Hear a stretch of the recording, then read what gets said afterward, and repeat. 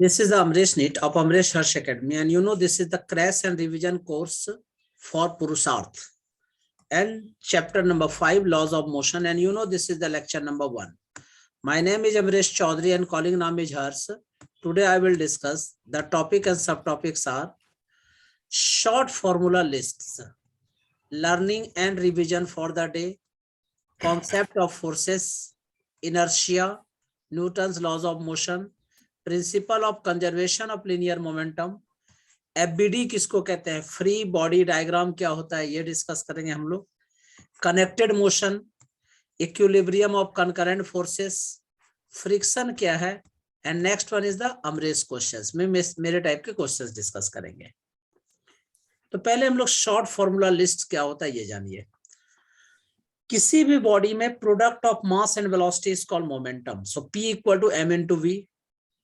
Newton second law of motion आपको पता है, force is directly proportional to the rate of change of momentum, means F equal to dp by dt is equal to m into a।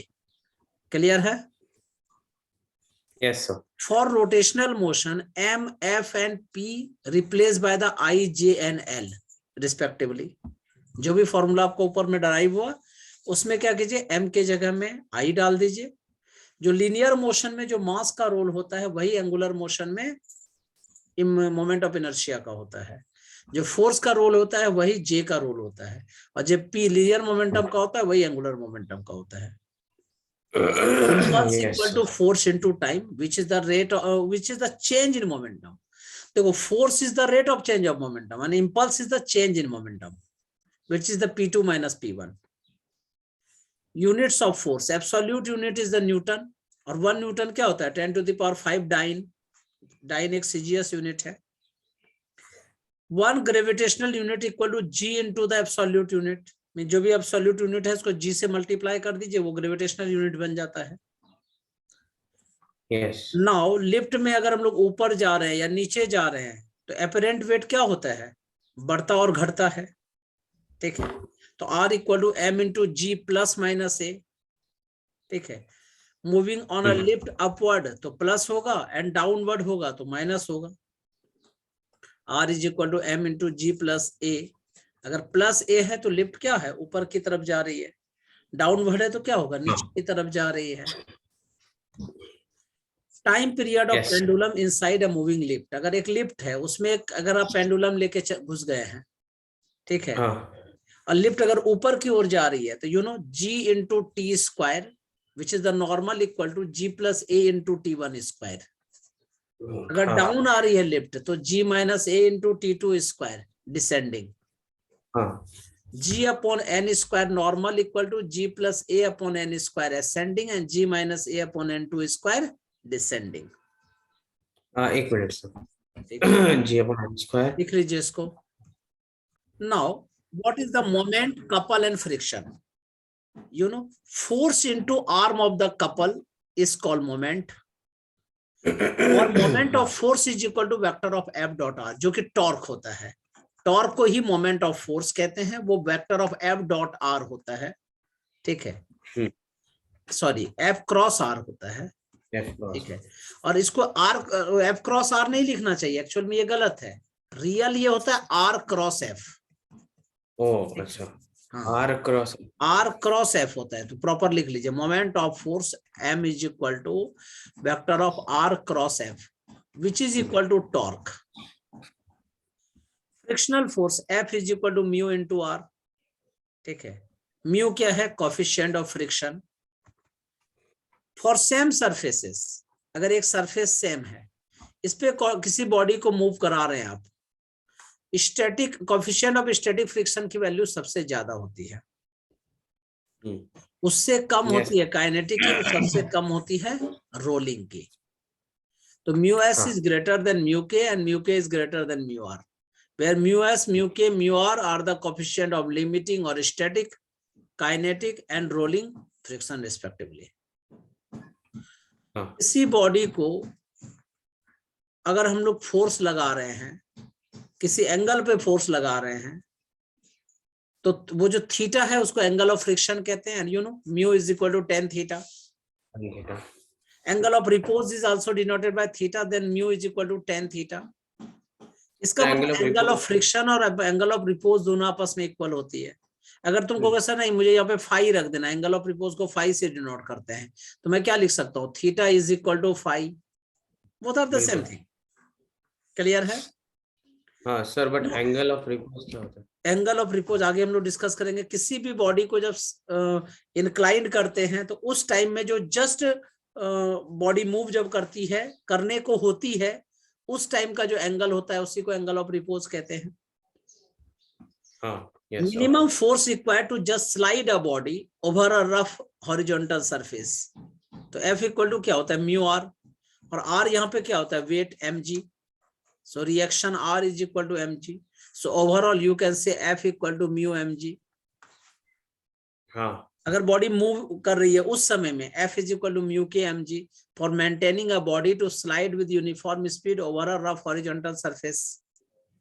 हाँ, अगर body yes, ऊपर की तरफ जा रही है, motion on in rough inclined plane, ठीक है, तो minimum force required to prevent the body from sliding down, अगर वो ऊपर की ओर जा रही है और उसको हम लोग नीचे की ओर नहीं आने देना चाहते हैं, प्रिवेंट कर रहे हैं, then you know F equal to mg into sine theta minus mu cos theta. ठीक है, minimum force required to slide a body up the plane, देखो वहां पे प्रिटेंड कर रहे हैं डाउन होने में, उस समय में mg into sine theta minus mu cos theta होता है, लेकिन हम लोग बॉडी को अप मूव करा रहे हैं, उस समय कितना फोर्स लगेगा, F equal to mg sine theta plus mu S cos theta, मतलब इसमें प्लस हो जाएगा। तो कहने का मतलब yes, पहाड़ों में अगर गाड़ी चढ़ रही है तो उस समय जो फोर्स अप्लाई होता है by the engine to the car, which is equal to हाँ, F equal to mg into sine theta plus mu S cos theta, yes और नो? yes, कोई हाँ, कार मान लो नीचे स्लाइड कर रही है, और स्लाइड को रोकने के लिए जो मुझे फोर्स मिनिमम लगाना पड़ेगा, that is the F equal to mg into sin theta minus mu s cos theta, yes or no? हाँ, हाँ, Now हाँ, learning and revision for the day, you know what is the concept of force? Force किसको कहते हैं? किसी body को या तो पुश करो या पुल करो तो उसे फोर्स कहा जाता है, यू नो, पुश और पुल exerted on any object is defined to be a force, and you know force is a vector quantity. There are two types of force. First one is called contact force, second one is called non-contact force. yes, Contact force किसमें कहते हैं, होता है जब body को touch कर रहे होते हैं, the forces that acts between two bodies in contact, जैसे टेंशन हो गया, normal reaction, friction, these are all example of the contact forces, you know. Non contact forces किसको कहते हैं, जिसमें टच करने की जरूरत नहीं होती है, the forces that act between the two bodies separated by a distance without any actual contact. Gravitational force में देखो दो बॉडी अलग अलग जगह पे रहते हैं, उसमें टच करने की रिक्वायरमेंट नहीं होती है, you know, then gravitational force between two bodies and electrostatic force between two charges are example of non contact forces, yes और no? yes, what yes, is sir. Inertia? The inability of body to change by itself its state of rest or state of uniform motion along a straight line is called inertia of the body. जो जिस state में है उसी state में रहना चाहता है, yes, उसी को इनर्शिया कहते हैं। जितनी बॉडी की इनर्शिया होगी उतना ज्यादा मास होगा, मतलब मास के डायरेक्टली प्रोपोर्शनल इनर्शिया होता है, as inertia of a body is measured by the mass of the body. Heavier the body, greater the force required to change its state, and hence greater is its inertia. yes, मास ज्यादा होगा तो inertia ज्यादा होगी, inertia ज्यादा होगी तो हमें force ज्यादा लगेगा उसको उस स्टेट को चेंज करने में। yes, ठीक है, अगर ये बॉडी है, ये रेस्ट में है, तो ये रेस्ट में ही रहना चाहेगी, ठीक है। अब इस रेस्ट को अगर मैं ब्रेक करना चाहूं तो मुझे बहुत ज्यादा फोर्स लगेगा, अगर हैवियर बॉडी है तो ज्यादा फोर्स लगेगा, लाइटर बॉडी है तो थोड़ी कम फोर्स लगेगी। तो कहने का मतलब मैं क्या कह सकता हूं कि inertia is directly proportional to the mass, जितना ज्यादा मास होगी बॉडी की, इनर्शिया भी उतनी ज्यादा होगी। हाँ, yes, There are three types of inertia. First one is called inertia of rest, second one is called inertia of motion, and third one is called inertia of direction.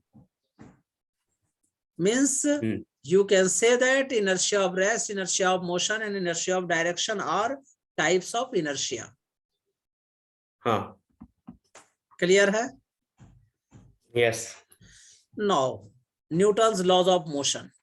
There are three laws of motion. First one is called first law of motion, or this is called law of inertia.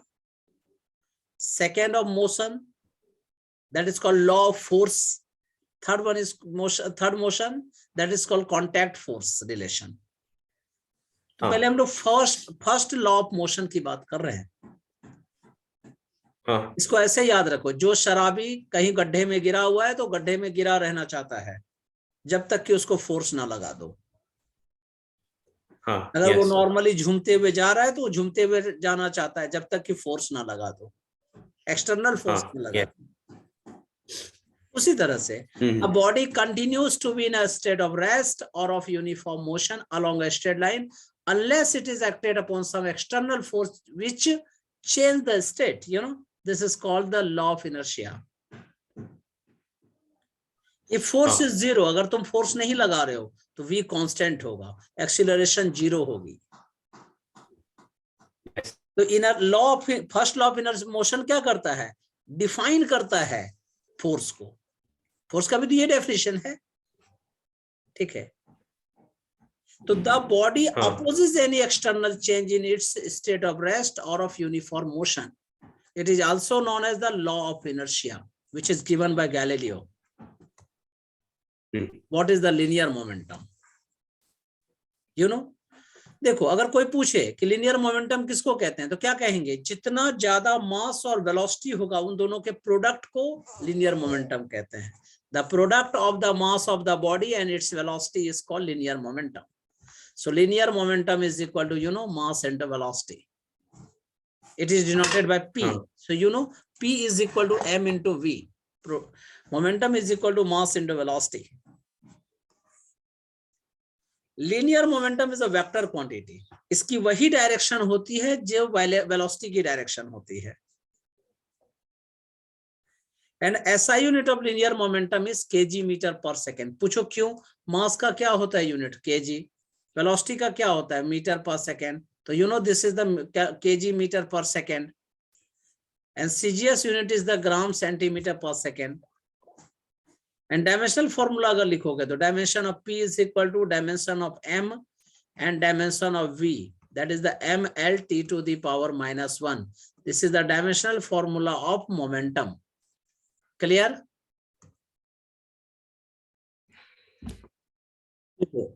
Case first, when M is constant. देखो linear momentum P is equal to क्या होता है? M into V. When M is constant, then you can say P is directly proportional to the V. अगर mass constant होगा तो P और V के बीच क्या रिलेशन होगा? डायरेक्टली प्रोपोर्शनल का. अगर तुम वेलोसिटी बढ़ाओगे तो P भी बढ़ेगा, तो डायरेक्टली प्रोपोर्शनल का ग्राफ हो गया. इस कंडीशन में M क्या है? कांस्टेंट है. When V is constant, ठीक है.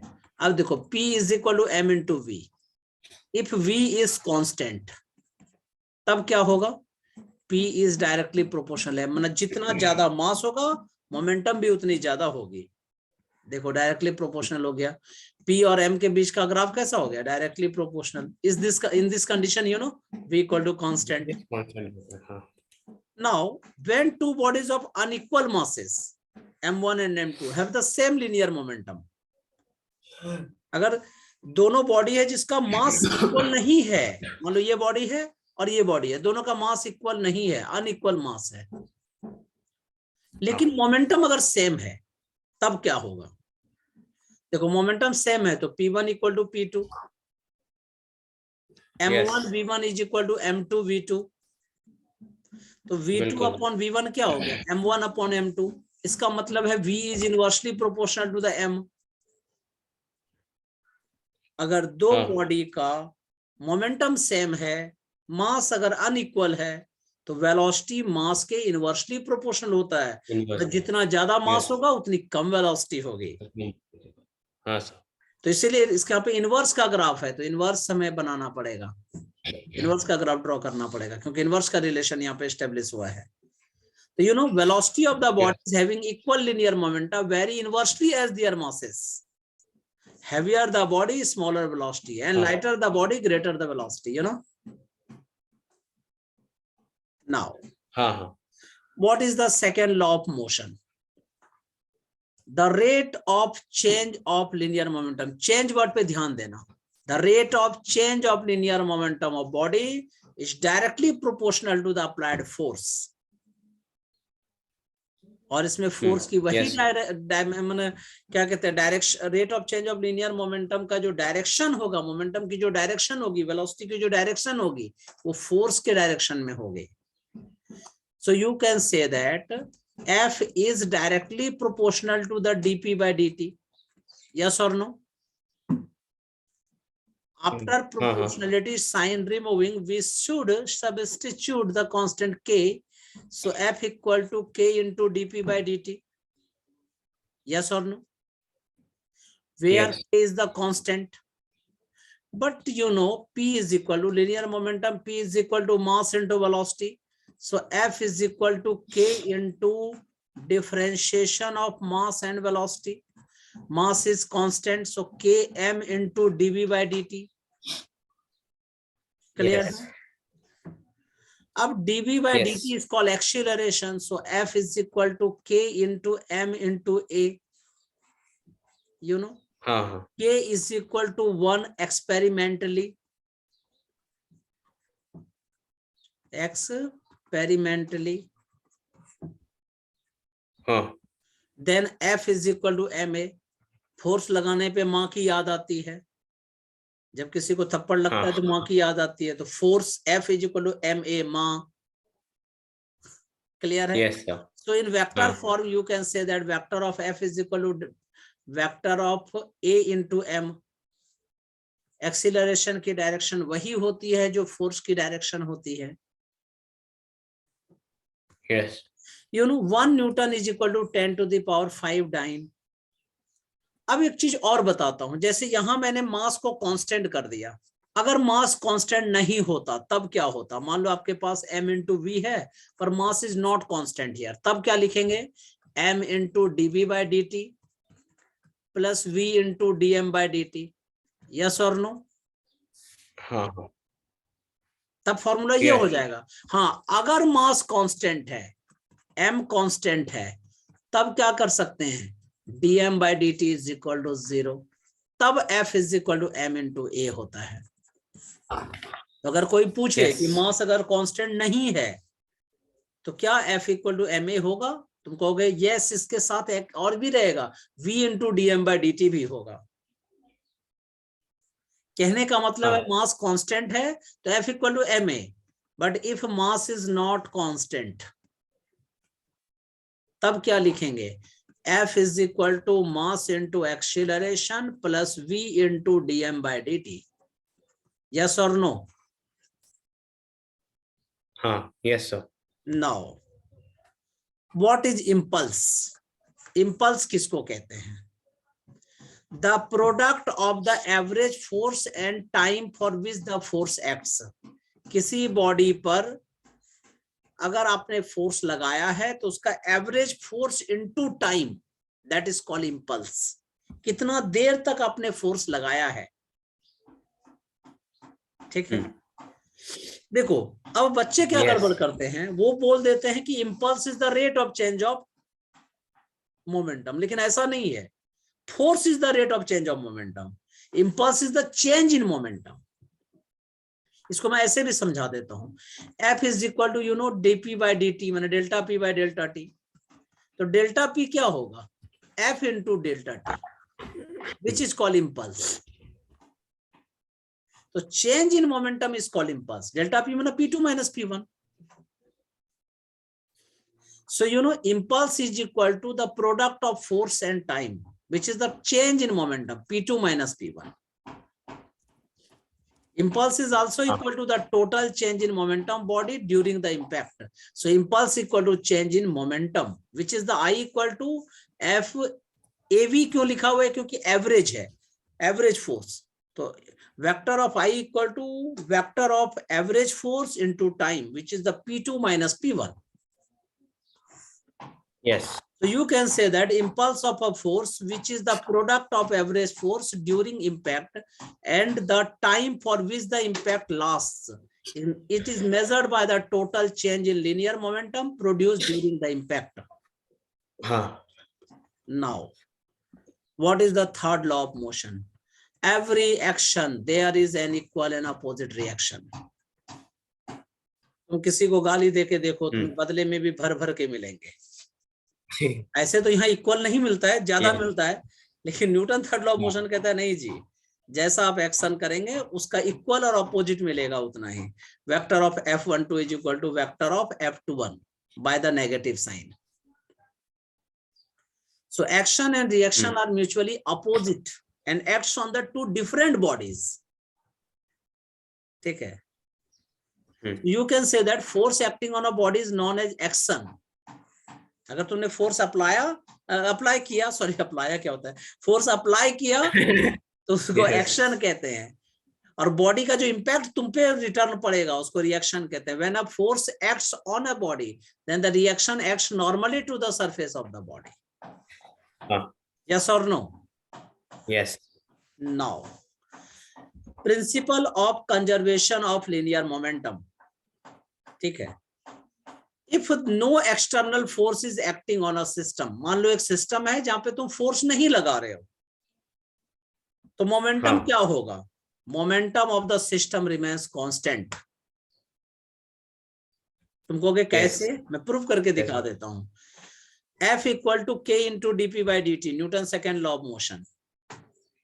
If force is equal to 0, so 0 equal to K into dP by dt, so dP by dt is equal to 0. Yes or no? तो dP by dt 0 है, तो dP is equal to क्या होगा? 0 dt, integrating both sides, तो vector of P is equal to 0 का integration क्या होगा? 0 into T plus constant. So you can say that P is constant.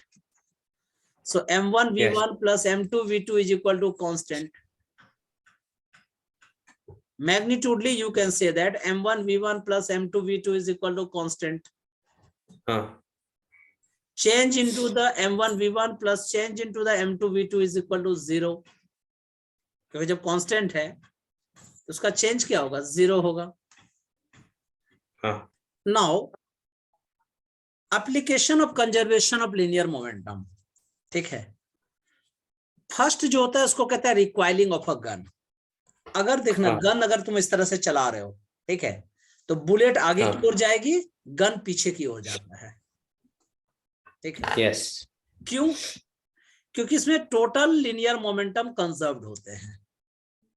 इसी तरह से system with variable mass like rocket, जब रॉकेट नीचे से ऊपर जाती है तो जितना मोमेंटम होता है टोटल वो कंजर्व्ड होते हैं। तो कैसे हम लोग देखते हैं रिकॉइलिंग ऑफ अ गन क्या होती है। सपोज कीजिए ये आपके पास एक गन है,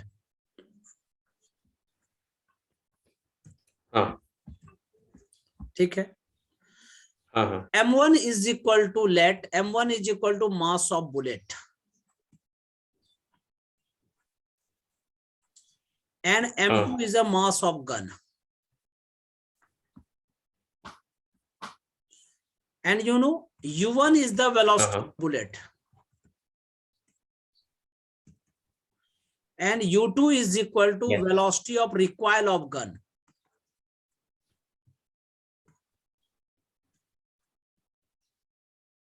Yes or no? Recoil so before velocity firing U is equal to 0. Yes or no? ये U1 जो है velocity of bullet है before firing, ये before firing. Yes. तो before firing क्या हो जाएगा? 0 हो जाएगा। या U1 को छोड़ के ना V1 लिख देते हैं, चलिए ज्यादा अच्छा रहेगा, ये V1 V2 ले लेते हैं। ठीक है, तो मैं क्या लिखूंगा? Before firing velocity is 0, V1 equal to V2 is equal to 0, दोनों 0 है। ठीक है, लेकिन आफ्टर फायरिंग तो 0 नहीं होगा। तो अगर बिफोर फायरिंग मोमेंटम देखें तो क्या होगा? तो before firing momentum of bullet and gun, ठीक है, momentum is equal to m1v1 plus m2v2, yes और नो? हाँ हाँ ठीक है, before finding.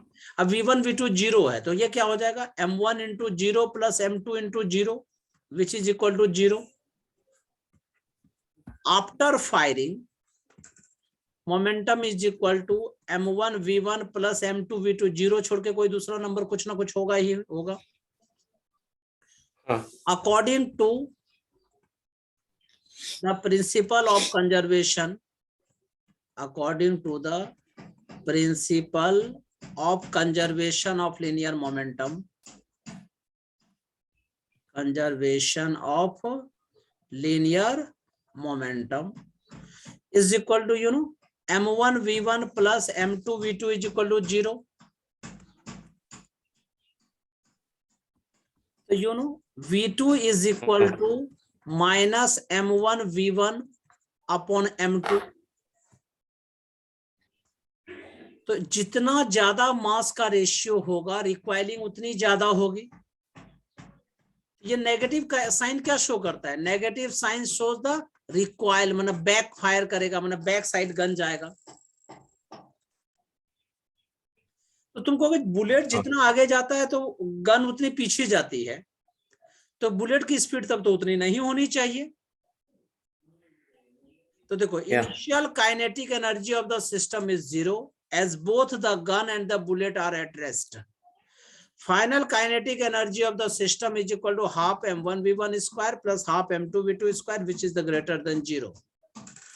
Thus kinetic energy of system increases and is not constant. If potential energy is assumed to be constant, mechanical energy, which is the sum of kinetic energy plus potential energy, will also increase. As mechanical energy is conserved before, chemical energy of gunpowder must have been converted into the kinetic energy. Yes or no? Yes. Now, system with variable mass.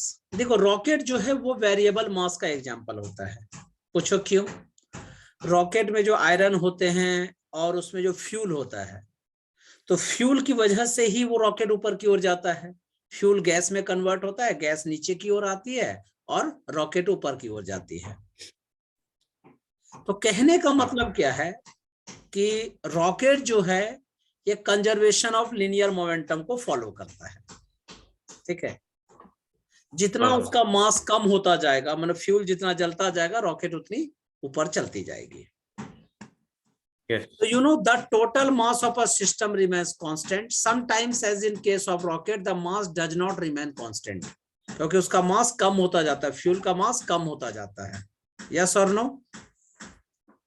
The flight of rocket directed vertically upwards from the surface of Earth at t equal to 0. माने rocket अभी start ही नहीं हुआ है, तो m0 is equal to initial mass of the rocket including that of the fuel. v0 is the initial velocity of the rocket.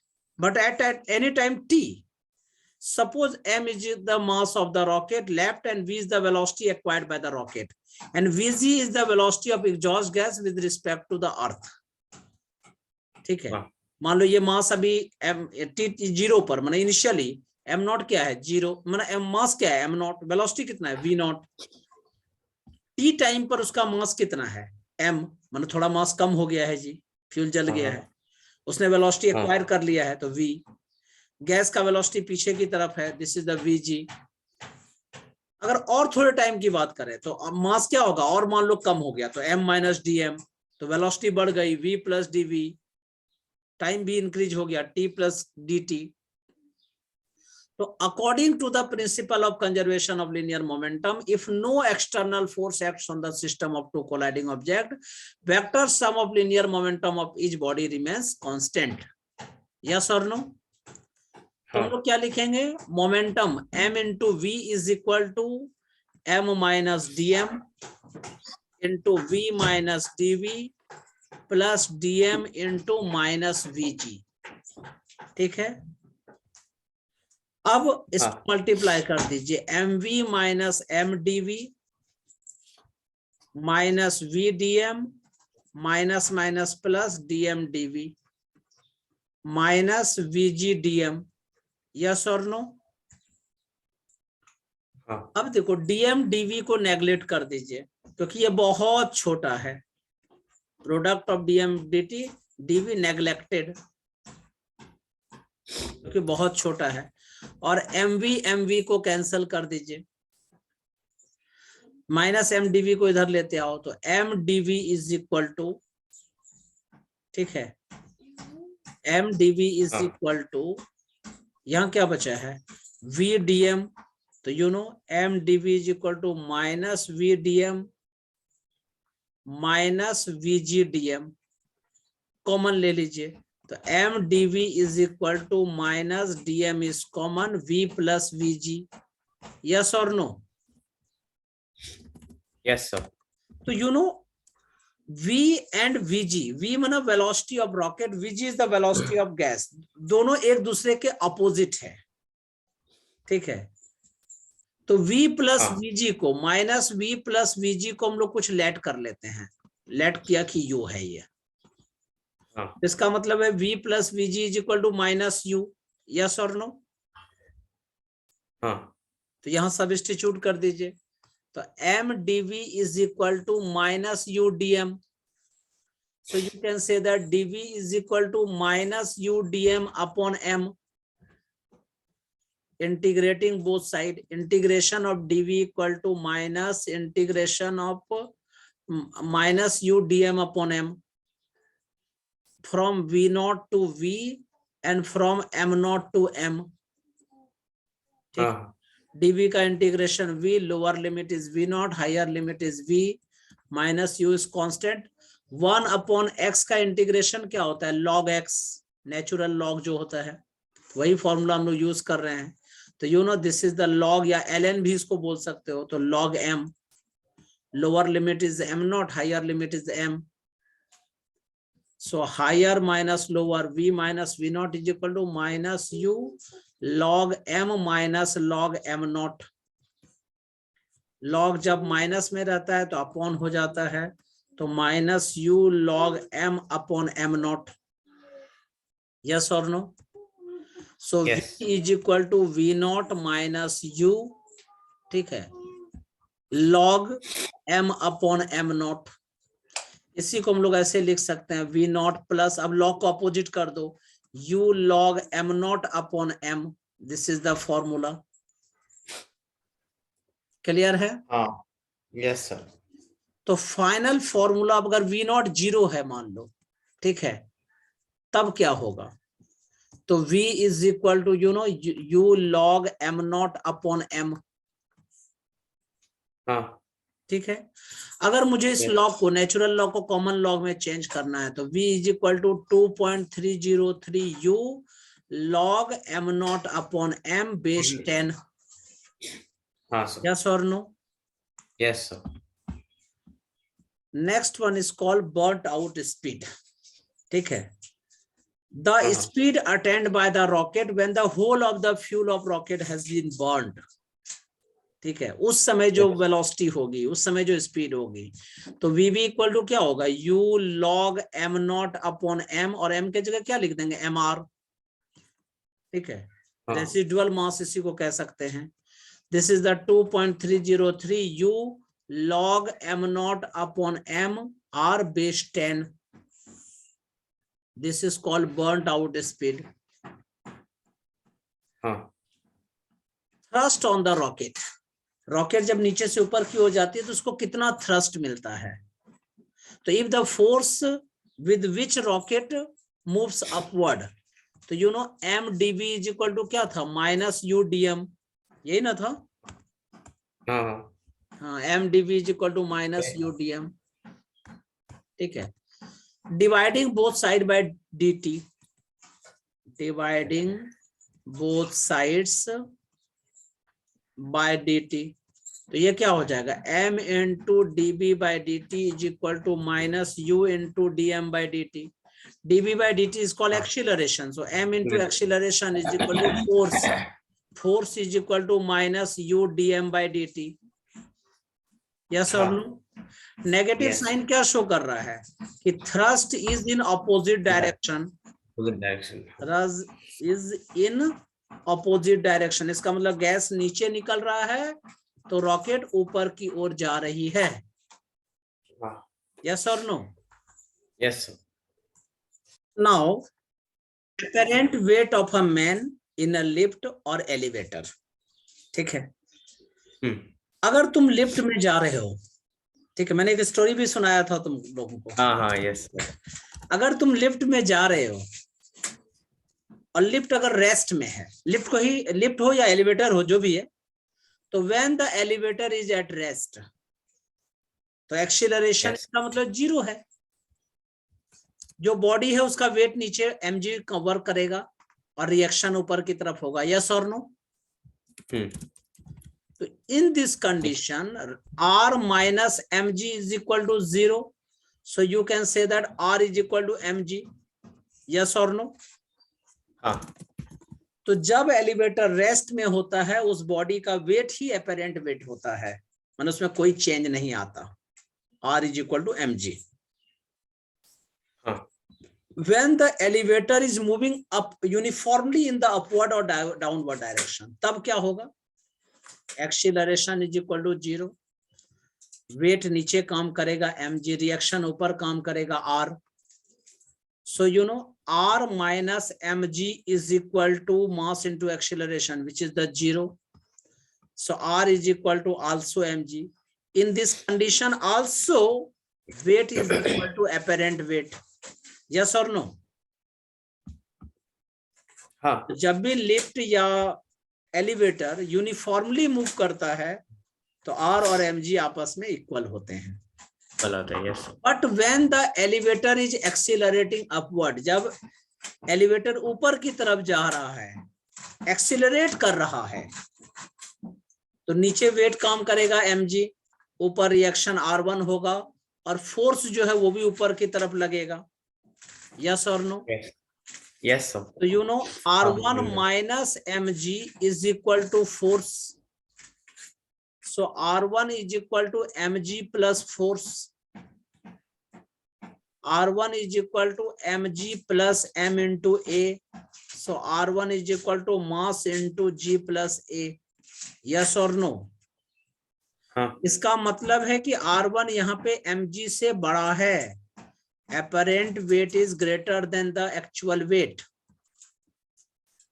Apparent weight is greater than actual weight. Yes or no? yes. Next number. And the elevator is accelerating downward. ठीक है, अब elevator अगर नीचे की तरफ आ रहा है तो वेट इसका mg नीचे काम करेगा, रिएक्शन r2 ऊपर काम करेगा। ठीक है, हाँ, तो you know force F is equal to mg minus r2. So r2 is equal to you know mg minus F is equal to mg minus ma. So r2 is equal to m into g minus a. So you can say that r2 is less than weight. Apparent weight of the person becomes less than the actual weight. Yes or no? हाँ, apparent weight less आता है, yes. Apparent weight is less than the actual weight. Yes. Now in free fall of body under gravity, मान लो body को gravity में lift अचानक टूट जाती है तो उस समय क्या होगा? Acceleration is equal to g. So r2 is equal to m into g minus a, और g और इक्वल है तो रिएक्शन कितना हो गया? 0. ठीक है, तो इसका मतलब apparent weight of the person is equal to, apparent weight of the person is equal to 0. This state is called weightlessness. इसको क्या कहते हैं? weightlessness कहते हैं, मतलब कोई भी रिएक्शन यहाँ पे काम नहीं कर रहा होता है। But when downward acceleration is greater than g, तब क्या होगा? तो a is greater than g कह रहा है, तो r2 is equal to you know m into g minus a. तो अगर a बड़ा है तो r2 क्या हो जाएगा? Negative, you know. हाँ, R2 become negative. तो apparent weight of the person becomes negative. Apparent हाँ, weight becomes negative. Yes or no?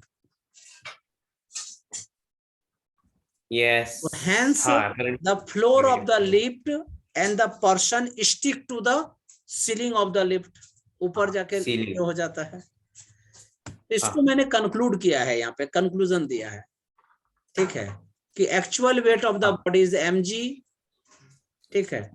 If lift is yes, accelerating upward with acceleration a, then apparent weight of the body r equal to m into g plus a.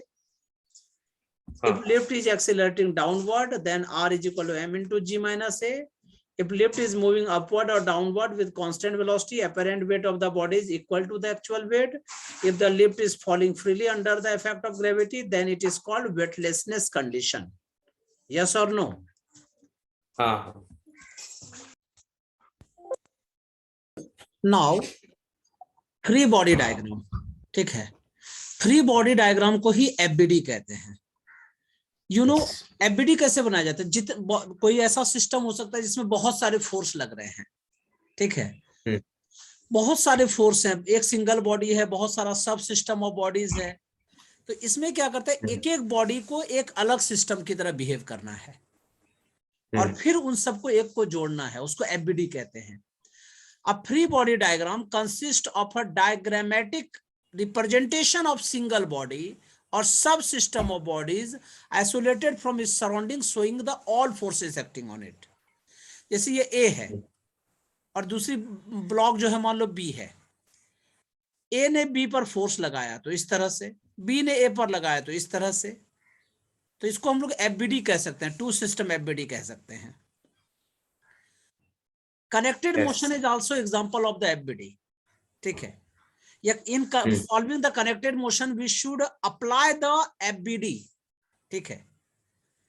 अगर connected हाँ, motion को solve करना है तो मैं FBD लगाना पड़ता है। जैसे सपोज करो दो ब्लॉक ऑफ सिस्टम है जिसकी मासेस m1 एंड m2 है। अब placed on a yes, perfectly smooth surface, smooth surface का मतलब फ्रिक्शन इसमें बीच में नहीं है, ना इधर है ना हाँ, इधर है। अगर मैंने इधर yes, से एक फोर्स लगाया, कैपिटल F फोर्स लगाया है, मैंने A पर लगाया, तो क्या करेगा, A पे जब फोर्स लगाया तो A के होते हुए वो B की तरफ जाएगा फोर्स, तो B हाँ, क्या करेगा, अपोजिट डायरेक्शन में action and reaction are equal and opposite, एक इधर फोर्स अप्लाई करेगा। तो ओवरऑल yes, इस सिस्टम का जो एक्सीलरेशन होगा वो क्या होगा, total force upon total mass, you know m1 plus m2। Yes और no? yes, sir. So you can say that acceleration is equal to F upon m1 plus m2, and the contact force acting normally between the two block, ये जो F जो small f है ये क्या है, contact force है। तो contact force F is equal to क्या होगा, m2 into a। तो you know Yes, acceleration is equal to F upon m1 plus m2 into m2। yes or no? yes, yes, तो मैं कनेक्टेड मोशन में पूछूं अगर कि दो ब्लॉक सिस्टम है जिसका मास m1 और m2 है, तो उसका ओवरऑल एक्सीलरेशन क्या होगा, your answer should be F upon m1 plus m2। Contact force क्या होगा, कॉन्टैक्ट फोर्स में ना A और B के बीच का फोर्स, तो m2 into A, that is the F into m2 upon m1 plus m2। yes, Second number, a block system is shown in the figure. Here m1 is here and m2 is here। यहां देखो m1 छोटा मास है और force इस बार m2 पर लग रहा है, पीछे वाले में क्या था, m1 पर फोर्स लग रहा था, यहाँ पे फोर्स किधर लग रहा है, m2 पर लग रहा है। तब क्या होगा, तो एक्सीलरेशन तो ओवरऑल सिस्टम का सेम रहेगा। अगर पूरे सिस्टम का एक्सीलरेशन बोले तो क्या हो जाएगा, acceleration is equal to total force upon total mass m1 plus m2, F upon m1 plus m2। यही मैंने लिखा भी है यहाँ पे। कॉन्टैक्ट फोर्स क्या होगा, कॉन्टैक्ट फोर्स में देखो m1 यूज करेंगे, पूछो क्यों, क्योंकि m2 पर तो कैपिटल F लग ही रहा है। तो contact force between the block is equal to m1 into a। That is the F upon M1 plus M2 into a. तो M1 plus M2 into M1। तो तुम्हें याद रखने का क्या तरीका है कि जहां पर हम लोग फोर्स अप्लाई करते हैं उसके बाद हाँ वाला जो ब्लॉक होता है उस मास को लिया जाता है कांटेक्ट फोर्स के लिए। कांटेक्ट उसके लिए, हाँ उसके बाद वाला। Yes. Next, for a block of There. Mass M placed on a fixed perfectly smooth inclined plane। देखो ये एक inclined plane है। जब कोई प्लेन थीटा एंगल से सिचुएटेड होता है ऐसे तो उसको inclined plane कहते हैं। तो Yes, sir. for a block of mass M placed on a fixed perfectly smooth inclined angle plane of angle theta, तब क्या होगा? देखो अगर ये तुमने ब्लॉक रखा है M है बेटा inclined plane पे, तो नीचे वेट mg काम करेगा या नहीं करेगा? नीचे वेट mg काम करेगा। यस। आपने इस ब्लॉक को ऐसे मतलब इस इंक्लाइंड प्लेन को इस तरह से किया जिसके कारण कि वो ब्लॉक जस्ट स्लाइड होने को है। तो हाँ उस समय इसकी स्लाइड होने को एक्सीलरेशन है। ए नीचे होगी और उस समय यहाँ जो थीटा होगा ये थीटा दोनों आपस में इक्वल होगा। मैं फ्रिक्शन में पढ़ाऊंगा कि जस्ट Yes, sir. स्लाइड होते समय ये थीटा इक्वल हो जाती है। इसको कहते हैं एंगल ऑफ फ्रिक्शन, इसको कहते हैं एंगल ऑफ रिपोज। तो you no here Yes, it sir. Is the mg, तो इसके एक कंपोनेंट क्या हो गया mg cos थीटा, ये वाला कंपोनेंट क्या हो गया mg sin थीटा। You know g sin theta. acceleration is working downward, so f is work to the upward because this block should be go upward। अगर इस ब्लॉक को आप बिल्कुल। ऊपर की तरफ ले जाना चाहते हैं तो फोर्स ऊपर की तरफ लगेगा। हाँ तो एक्सीलरेशन डाउन तरफ क्या होगा a equal to g sine theta. तुम कहोगे जी सर sin theta, ब्लॉक हाँ तो नीचे की तरफ जा रहा है तो फोर्स ऊपर कैसे लगा? ये फ्रिक्शनल फोर्स लगेगी। मोशन जिधर होता है फ्रिक्शन फोर्स हमेशा अपोजिट डायरेक्शन में लगती है। यस और नो? हाँ। Yes sir. तो इस ऊपर और नीचे मैंने ये डायरेक्शन का बात कर रहे हैं ना। हाँ इस डायरेक्शन में। अब देखो फ्रिक्शन फोर्स ऊपर की तरफ लग रहा है क्योंकि ब्लॉक नीचे की तरफ जा रही है। हाँ yes sir. You know a is equal to g sin theta, so you can say that acceleration in this system is g sin theta acting downward। Yes sir. ठीक है। Now if a block of mass small m is placed on a smooth movable wedge, ठीक है, of mass capital M, ये जो capital M मास जो है ये एक वेज है, माने ये मूव कर रहा है इंक्लाइन प्लेन के साथ, ये पूरा सिस्टम ये मूव कर रहा है, इसको वेज कहते हैं। WEDGE wedge. Yes sir. Which in turn is place on smooth surface, और यहां पर तुमने इस ब्लॉक को रख दिया है। ठीक है। और कैपिटल F फोर्स हम लोग अप्लाई कर रहे हैं ऑन द वेज हॉरिजॉन्टली, मतलब इस डायरेक्शन में। इस डायरेक्शन में। हाँ। एक्सीलरेशन कितना होगा? टोटल एक्सीलरेशन कितनी होगी? तो total force upon total mass. Total force upon total mass. हाँ। Total yes. फोर्स क्या है? Capital F। टोटल मास क्या है? Mass of the wedge plus mass of the block. तो इस A is equal to F upon small m plus capital M। Yes और no? Yes sir. So you can say that force on block capital F is equal to total mass capital M plus small m into acceleration। यहां तक कोई दिक्कत है तो बताइए। नहीं sir, एक चीज पूछना था बस पूछिए। कि हम लोग इसमें टोटल मास ले रहे हैं, इसमें हम वेज का भी मास क्यों ले रहे हैं? वेज को क्यों नहीं लेंगे? क्योंकि फोर्स अप्लाई तो वेज पर ही हो रहा है, तो वेज के साथ साथ वो ब्लॉक भी मूव कर रहा है। अगर मान लो वेज भी मतलब मूव कर रहे हैं। ट्रेन में तुम बैठे हो, ट्रेन पे फोर्स लग रहा है क्या? तुम पे फोर्स नहीं लग रहा है क्या? लग रहा है। यस नहीं लग रहा है। अगर मुझे ट्रेन की एक्सीलरेशन पता करनी है तो ट्रेन का खुद का मास और प्लस तुम जो बैठे हो उसका मास। हाँ यस सर। ठीक है। तो you know F is equal to total mass M plus M into acceleration which is a small a।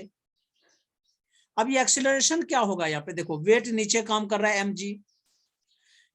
आपको पता है सरफेस हमेशा नॉर्मल देता है, n इधर हो गया, थीटा एंगल है तो n cos थीटा, this is the n sin थीटा। यस और नो? हाँ। एक्सीलरेशन यहाँ पे क्या होगा? Acceleration A is equal to g tan थीटा। तुम कहोगे कैसे पता आपको कि ये g tan थीटा ही होगा? मैं इक्वेट करके दिखा देता हूं। देखो n हाँ cos थीटा is equal to mg, n sin थीटा इज इक्वल टू ma, दोनों को डिवाइड कर दीजिए, n cut, sine upon cos tan theta is equal to a upon g, तो acceleration equal to g tan theta हुआ या नहीं हुआ? तो I can write here capital M plus small m into g tan theta, yes और no? Yes sir बिल्कुल।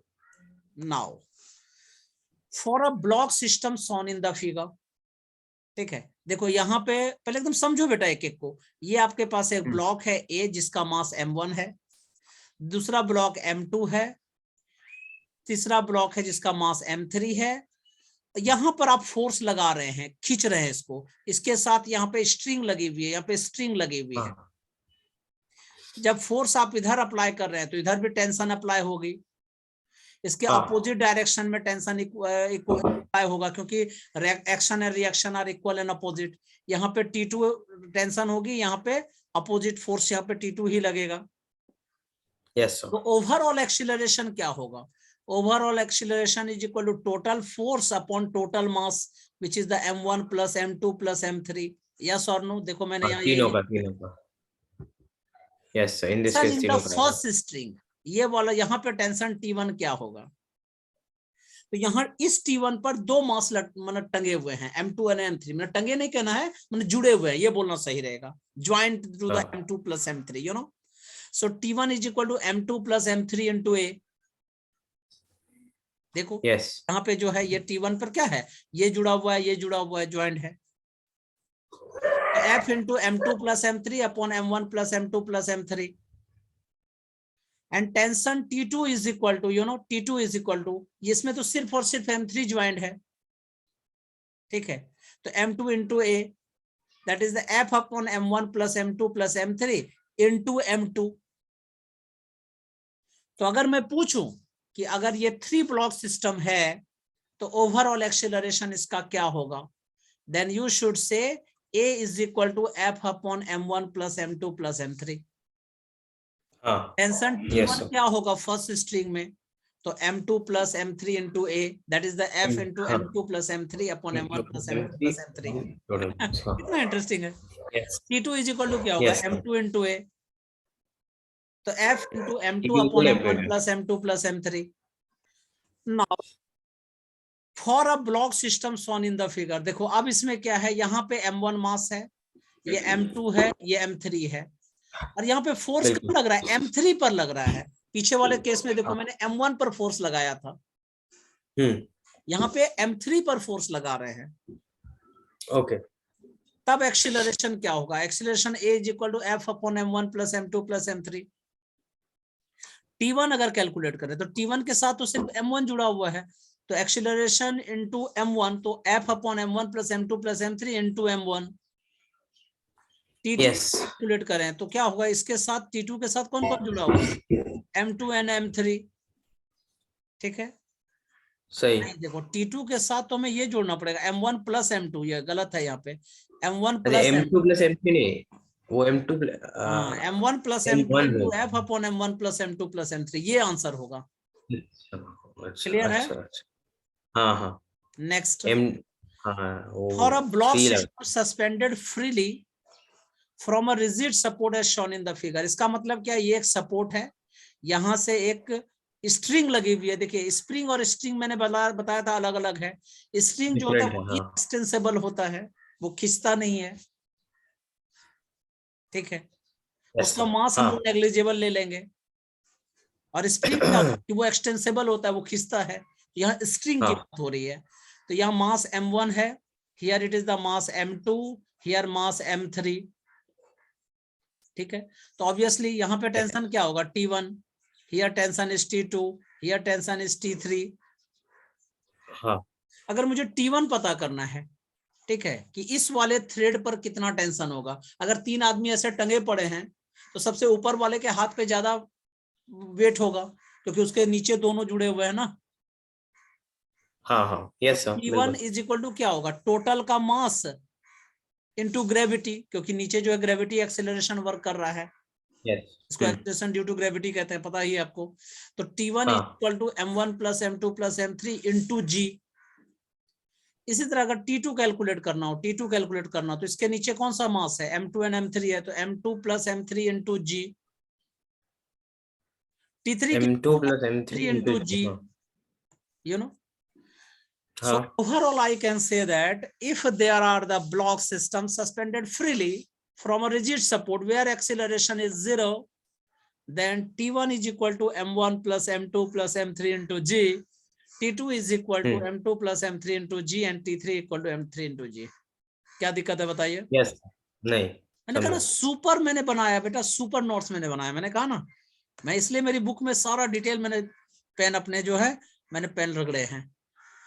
Next one is called connected motion for two block systems and one pulley. यहाँ पे दो ब्लॉक सिस्टम है, एक है M1 एक M2 है और यहाँ एक पुल्ली है. ठीक है, सपोज करो M1 का मास ज्यादा M2, क्योंकि ऐसा भी तो हो सकता है कि M2 का मास ज्यादा हो. हमने M1 का लेट किया कि M1 का मास ज्यादा है, M1 इज ग्रेटर, तो क्या होगा, एक्सीलरेशन डाउन की तरफ काम करेगा, इसमें एक्सीलरेशन ऊपर की तरफ काम करेगा. यहाँ पे टेंशन T होगी अपोजिट डायरेक्शन में, यहाँ टेंशन T होगी. ठीक है, तो अगर मैं हैवियर बॉडी की बात करें तो ऑन द हैवियर बॉडी, ठीक है, हैवियर बॉडी में क्या होगा, वेट नीचे काम कर रहा है, तो वेट की वजह से ही बॉडी वो नीचे आ रही है, तो क्या लिखूंगा मैं, M1G minus T is equal to, इन दोनों का जो डिफरेंस होगा वो फोर्स अप्लाइड होगा which is the M1 into A. Yes और no? 1G minus T is equal to M1 into A. हाँ now yes. On the lighter body, lighter body, अगर लाइटर बॉडी की बात करें तो टेंशन ज्यादा होगा तभी तो वो ऊपर की ओर जाएगा, तो T minus M2G is equal to M2 into A. This is the equation number first and you know this is the equation number second. Yes or no? अब दोनों yes. को ऐड कर दो, इक्वेशन फर्स्ट एंड सेकेंड, तो plus T minus T cut हो गया, G को common ले लीजिए, तो you know M1 minus M2 is equal to M1 plus M2 into A. Yes और नो? 1 minus M2. तो एक्सीलरेशन इज इक्वल टू क्या होगा, acceleration is equal to M1 minus M2 upon M1 plus M2 whole into G. Yes और no? Sir एक minute पिछले page पे जाइए, एक चीज देखना था. बताइए. हाँ यहाँ पे M1 plus M2 नहीं इसके हाँ ओके नहीं ठीक है यहाँ पे समझ देखो, गया. ठीक है, तो ये हाँ ये एक्चुअली हाँ ओवरऑल एक्सीलरेशन उस ब्लॉक सिस्टम का क्या हो जाएगा, M1 minus M2 upon M1 plus M2 into G. आप क्या देख रहे हैं कि acceleration is less then G. ठीक है, हाँ yes. you can say that the acceleration of the system of two connected bodies always less than the acceleration due to gravity. ठीक है, यस सर. अब तुम कहोगे अगर मुझे टेंशन पता करना है कि इस थ्रेड में कितना टेंशन है या इस स्ट्रिंग में कितना टेंशन है, तो इक्वेशन फर्स्ट को डिवाइड कर दीजिए इक्वेशन सेकंड से. इक्वेशन फर्स्ट क्या है, M1G minus T upon, equation second क्या है, T minus M2G is equal to M1A upon M2A. A cut cross multiply कीजिए, तो M1 into M2 into G minus M2 into T is equal to M1 into T minus M1 into M2 into G. ठीक है, M2 को अगले side ले जाइए, तो M1 plus M2 into T is equal to 2M1 M2G. So overall tension T is equal to 2M1 M2G upon M1 plus M2. Yes or no? Yes sir. दो block system के का जो tension होगा वो twice of M1 M2G upon M1 plus M2 होगा. Twice of product by sum. हाँ yes. For a block system and a pulley as shown in the figure. अब इसमें क्या है कि दो या तीन मास है, ये M1 के साथ M2 ज्वाइंट है और M3 जो है यहाँ पे है. ठीक है, और सपोज करो एक्सीलरेशन डाउन की तरफ हो रहा है, तो इसका मतलब है M1 plus M2 is greater then the M3. खुद पता लग रहा है. हाँ, तब इस सिस्टम में एक्सीलरेशन कितना होगा, देखो M1 M2 एक ही लाइन में और M3 अपोजिट में है, तो जैसे पहले किया था एक्सीलरेशन क्या था m1 माइनस m2 इंटू जी, मतलब जो दूसरे साइड में होता है उसमें माइनस हो जाता है। तो यहाँ भी देखो m3 दूसरे साइड में है तो माइनस हो गया यहाँ पे, तो m1 plus m2 minus m3 into जी upon m1 plus m2 plus m3। Clear है? हाँ यस सर। ये मैंने लॉजिक बनाया है, देखिए कितना सॉल्व करके देखोगे यही आएगा। इसमें भी देखो वही हो रहा है कि m1 इधर एक्सीलरेशन हो रहा है तो m1 में से m2 को माइनस कर दीजिए इंटू जी अपॉन m1 प्लस m2। यहाँ भी मैं वही कर रहा हूँ, ठीक है। यहाँ भी मैं क्या कर रहा हूँ कि m1 प्लस m2 को ज्वाइन कर रहा हूँ और m3 को माइनस करके इंटू जी upon m1 plus m2 plus m3, ठीक है। Yes sir. अगर मुझे T1 टेंशन निकालना है, मतलब यहाँ पे टेंशन, तो क्या है यहाँ पे m1, तो इसमें क्या होता था, इसमें क्या होता था टेंशन कि ट्वाइस ऑफ इधर का मास उधर का मास इंटू जी अपॉन टोटल मास। यहाँ भी वही करेंगे, ठीक है। Twice of m1 into m3 into ji upon m1 plus m2 plus m3। हाँ वो T1 आ रहा है यस। अगर T2 पता करना है, यहाँ पता करना है, तो you know twice of m3 into m1 plus m2 into ji upon m1 plus m2 plus m3। और अगर ओवरऑल टेंशन फाइंड आउट करना है तो you know twice of T2, ये T2 दोनों ऐड हो गए, तो you know 2 into 2 become 4 m3 into m1 plus m2 into ji upon m1 plus m2 plus m3। इसको लिख के कीजिएगा घर में अच्छा से, ठीक है। This are very very important, और इसमें लॉजिक मेरे याद रखिएगा, logic is more important. For the pulley and block arrangement as shown in the figure. देखिए यहाँ पे आपके पास दो पुलीज हैं, एक पुली ये है एक पुली ये है, और 3 मास सिस्टम यहाँ पे है, मतलब 3 मास है यहाँ पे। देखो here m2, here it is the m1 and here it is the capital M, और m1 is greater then m2, और इसको पुल्ली से होते हुए कैपिटल M से ज्वाइन किया गया है, इसको पुल्ली से होते हुए कैपिटल M से ज्वाइन किया गया है। तो एक्सीलरेशन अगर डाउन में हो रही है तो टेंशन यहाँ पे काम करेगा T1, यहाँ पे टेंशन T1 होगा, इधर टेंशन T2 होगा दूसरे सिस्टम के लिए, एक्सीलरेशन इसमें ऊपर की तरफ होगी। यस और नो? Yes sir. तो नेट एक्सीलरेशन क्या होगा, तो net accelerating force upon total मास, ठीक है। तो नेट एक्सीलरेटिंग फोर्स क्या होगा, देखो यहाँ मास m1 है या मास m2 है, तो m1 माइनस m2 इंटू जी, ये नेट एक्सीलरेटिंग फोर्स होगी। टोटल मास कितना हो गया m1 plus m2 plus capital M। अगर T1 पता करना हो तो सेम पहले की तरह कर लीजिए, तो m1 इंटू जी माइनस ए, क्योंकि देखो ये m1 है इंटू जी माइनस ए, तो यू नो अब यहाँ पे आपके पास एक्सीलरेशन है, यहाँ पे सब्स्टिट्यूट कर दीजिए और एलसीएम निकाल लीजिएगा। थोड़ा लंबा कैलकुलेशन होगा, सॉल्व करके ये मैंने रिजल्ट लिख दिया है। Capital M plus 2m2 into m1g upon m1 plus m2 plus capital M। Similarly T2 is equal to m2 into ji plus a, तो capital M plus 2m1 into m2g upon capital M plus small m1 plus small m2। हाँ next, for the system of block and pulley with a smooth inclined plane। देखो ये आपके पास inclined plane है, यहाँ पे आपने पुली लगा के रखी है, यहाँ पे मास m1 है, ये मास m2 है, यहाँ एक्सीलरेशन डाउन की तरफ हो रहा है। हाँ बिल्कुल। ऑब्वियसली m2 क्या होगा, ऊपर की तरफ होगा, टेंशन यहाँ पे काम करेगा, एक्सीलरेशन इधर होगी, वेट नीचे काम करेगा m2g, तो ये हो गया m2g cos theta, here it is the m2g sin theta, normal यहाँ पे काम करेगा। ओके तो नेट एक्सीलरेशन क्या होगा, तो net acceleration force upon total मास। तो नेट एक्सीलरेशन फोर्स कितना हो गया m1 इंटू m2 जी साइन थीटा, मतलब m2 ऐसा होगा m1g माइनस m2 जी साइन थीटा, ठीक है, और अपॉन टोटल मास। तो देखो यही है m1 साइन थीटा को, इसमें g को कॉमन ले लिया है, तो m1 minus m2 sine theta into जी अपॉन m1 प्लस m2। ऐसा कब, जब m1g is greater than m2g sin theta, ठीक है। इसका मतलब है सिस्टम नीचे की तरफ जा रही है। लेकिन अगर इस टाइप साइड जा रहा होता, अगर if m1g is less than m2g sin theta, तब क्या होता, जस्ट अपोजिट कर दीजिए, m2 sin theta minus m1 into जी अपॉन m1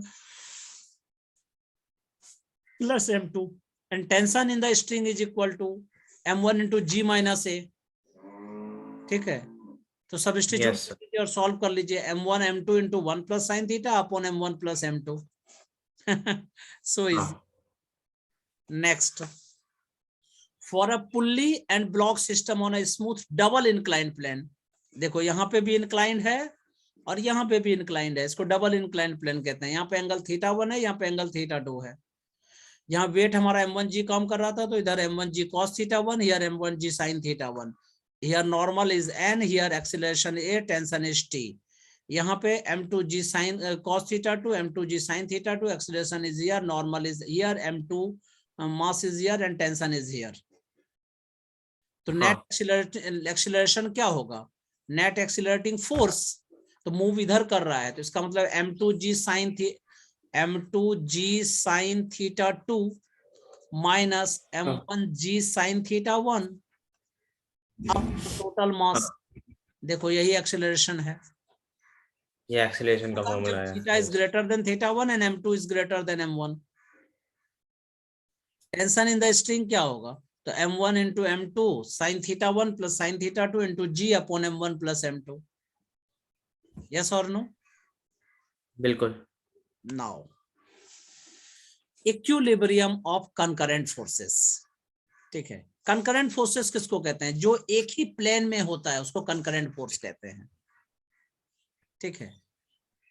हाँ, माने जो एक ही पॉइंट से होकर पास कर रहा है। तुम हर चीज में हाँ करते हो भाई, नहीं पता है तुम्हें?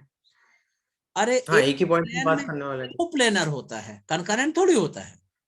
हाँ, तो पॉइंट बोला ना आपने। हाँ, एक ही प्लेन में अगर होगा हाँ, तो वो क्या होगा? को प्लेनर होगा। वो प्लेन पॉइंट हुआ तो कौन पॉइंट से करेंगे? होके पास कर रहा है तब क्या होगा?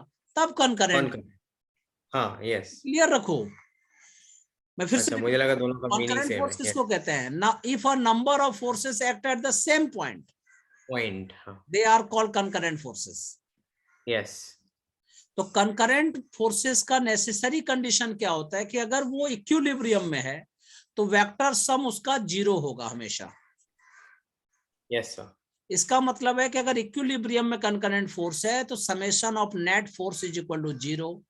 इसका मतलब है summation of force in X axis is 0, summation of force in Y axis is 0 and summation of force in Z axis is equal to 0। Yes और no? Now yes sir. Lami's theorem, अगर 3 forces हैं और तीनों एक point पर लग रहा है और इक्विलिब्रियम में है, यार force is A1, here force is A2, या here force is A and here force is B, here force is C, ऐसा लिख दो। A के सामने वाला एंगल अल्फा है, B के सामने वाला बीटा है, C के सामने वाला गामा है।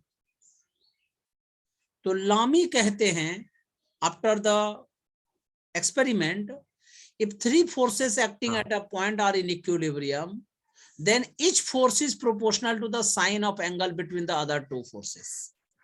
इसका मतलब है A फोर्स जो है वो डायरेक्टली प्रोपोर्शनल होगा साइन अल्फा के, B जो होगा डायरेक्टली प्रोपोर्शनल होगा, ठीक है, साइन बीटा के, पता नहीं।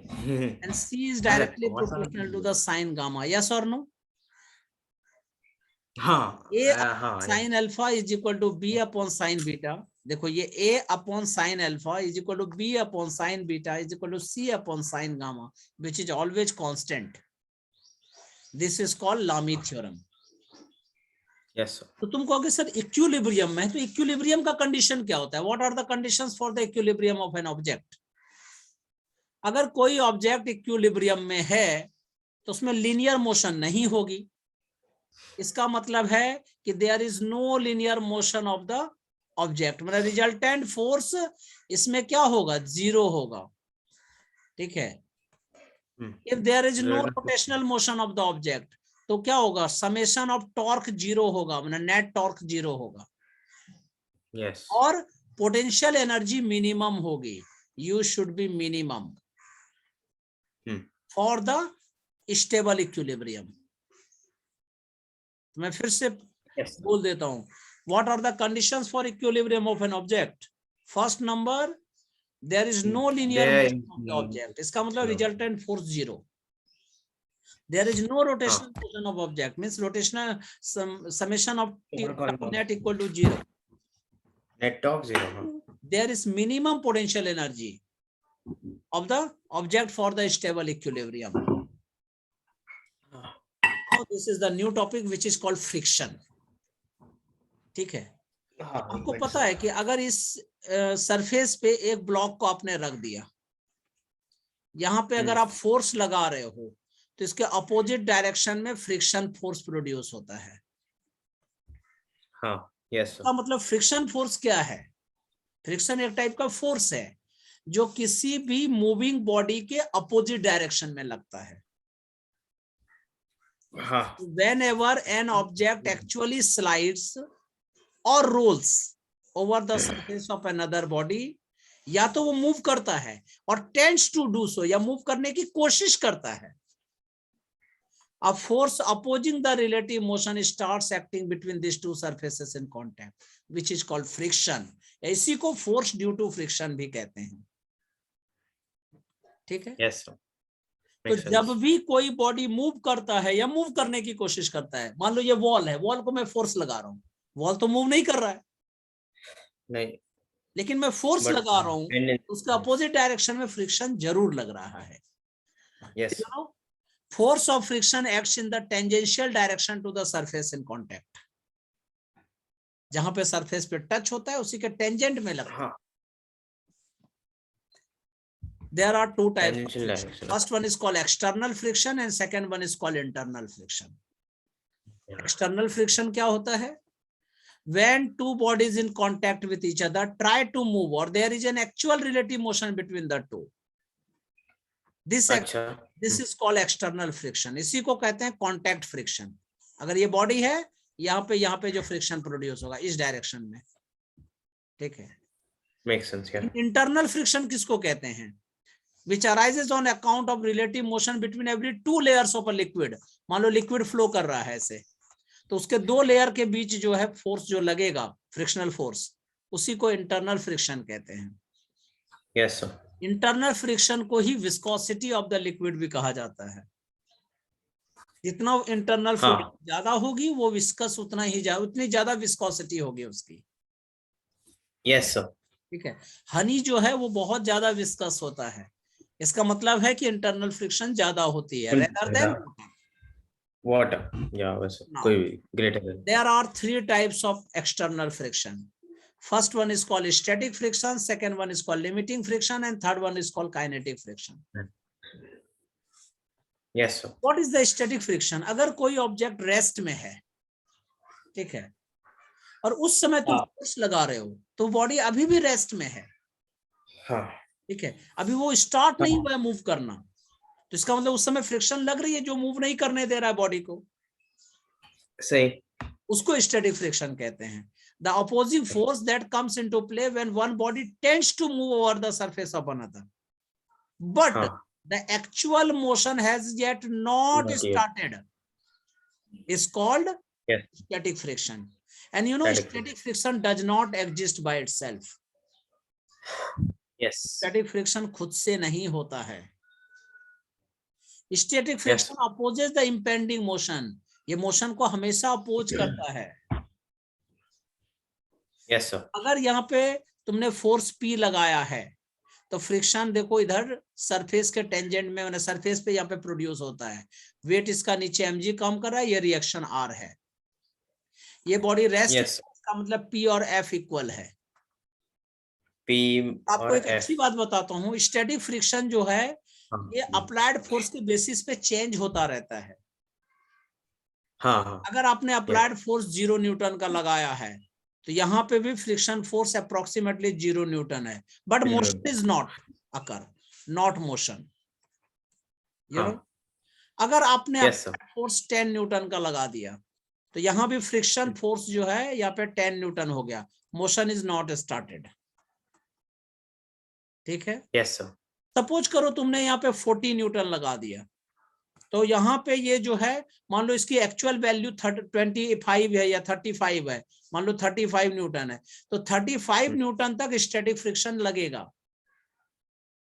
उसके बाद फिर काइनेटिक फ्रिक्शन हो जाएगी. हाँ मतलब मैक्सिमम वैल्यू 35 तक है, तो वो हाँ, तब इसका 35 मतलब लग है जाएगा। कि अप्लाइड फोर्स से मैक्सिमम जो है 35 न्यूटन तक वर्क करेगा। कहने का मतलब है कि जैसे जैसे आप अप्लाइड फोर्स बढ़ाते हैं, ठीक है, फ्रिक्शनल फोर्स उसी तरह से बढ़ता जाता है एक लिमिट तक। टिला मैक्सिमम वैल्यू, हाँ टिला मैक्सिमम वैल्यू। ठीक है, next one is called limiting friction. You know, it is the maximum opposing force that comes into play one body just as the verge of the moving over the surface of the other। मतलब just वो move करने की situation में, अभी move किया नहीं है, move करने की सिचुएशन में, मूव करने को है, उस समय जो फ्रिक्शन होता है,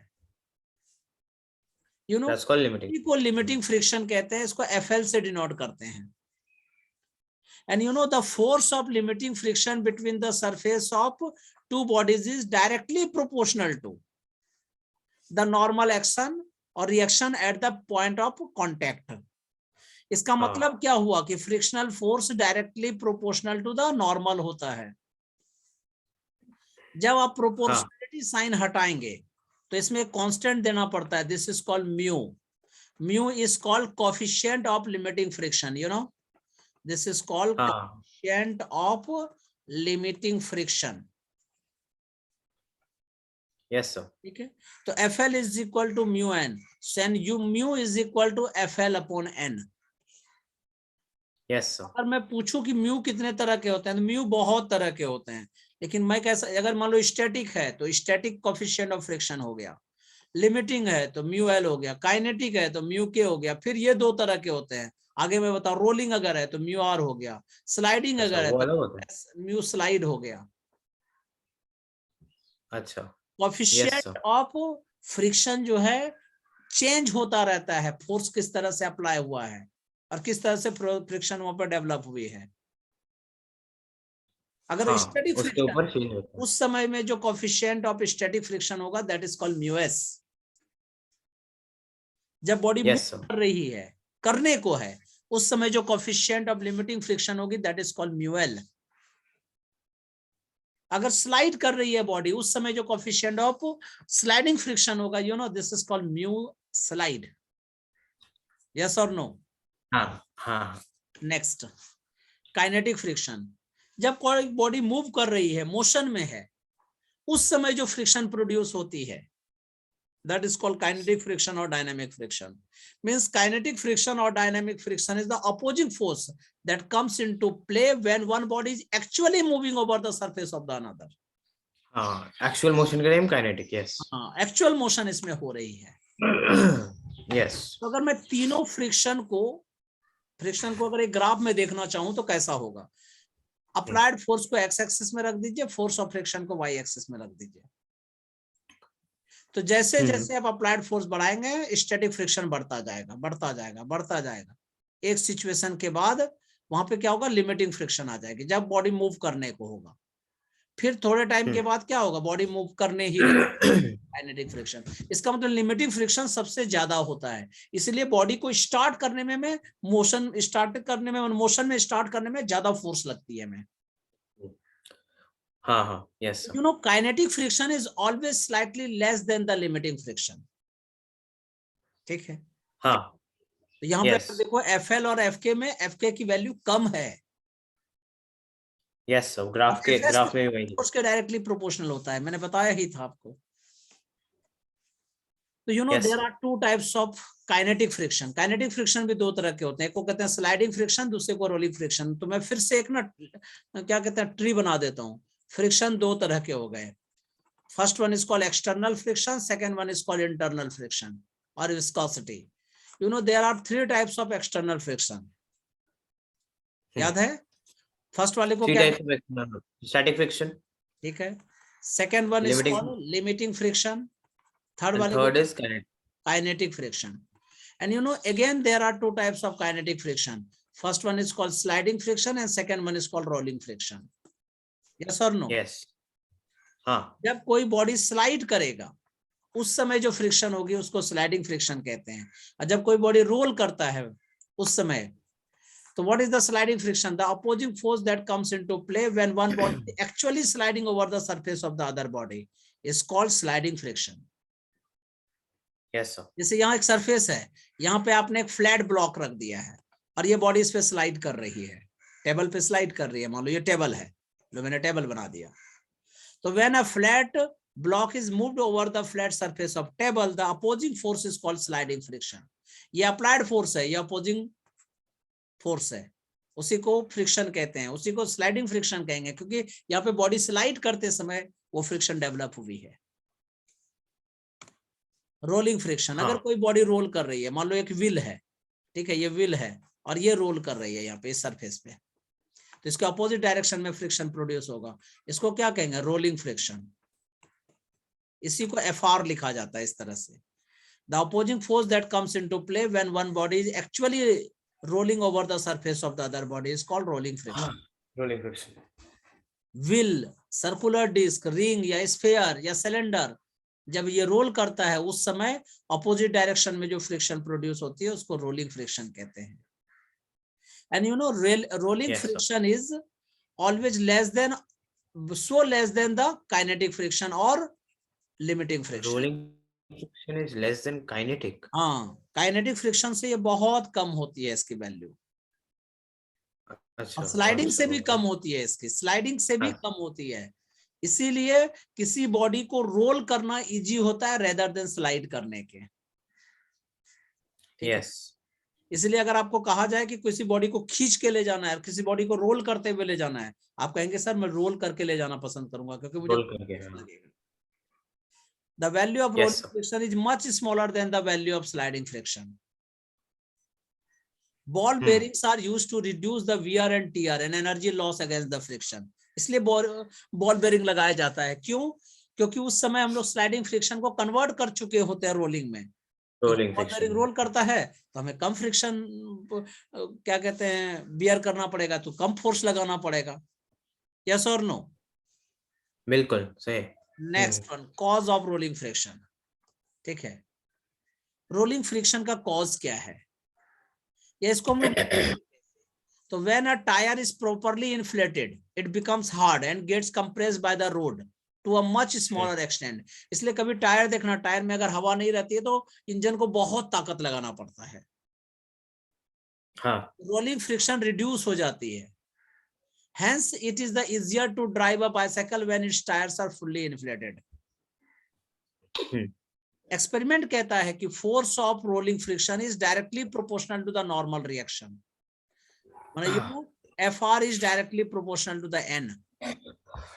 यस, जब आप प्रोपोर्शनलिटी हटाते हैं, ठीक है, और सॉरी सिर्फ नॉर्मल रिएक्शन को N भी लिखा जाता है, R भी लिखा जाता है, और सिर्फ इस पे नहीं, inversely proportional to the radius of the cylinder, माना ये FR is directly proportional N होता है, inversely proportional to the R होता है।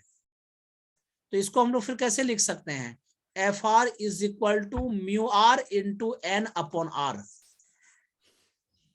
इसीलिए जितना कम होगा, ठीक है, उतनी ज्यादा FR की वैल्यू होगी, फ्रिक्शनल R की वैल्यू ज्यादा। इसलिए टायर जब भरते हैं तो टायर में क्या करते हैं, बड़ा हम मतलब कंप्लीट करके हवा भर देते हैं, फुल्ली हवा भर के रखते हैं। अगर टायर इस तरह से रहे, मतलब ऐसे ऐसे टेढ़ा मेढ़ा रहे तो इसकी रेडियस कम हो जाएगी, जिसके कारण कि हमें बहुत फोर्स लगेगा।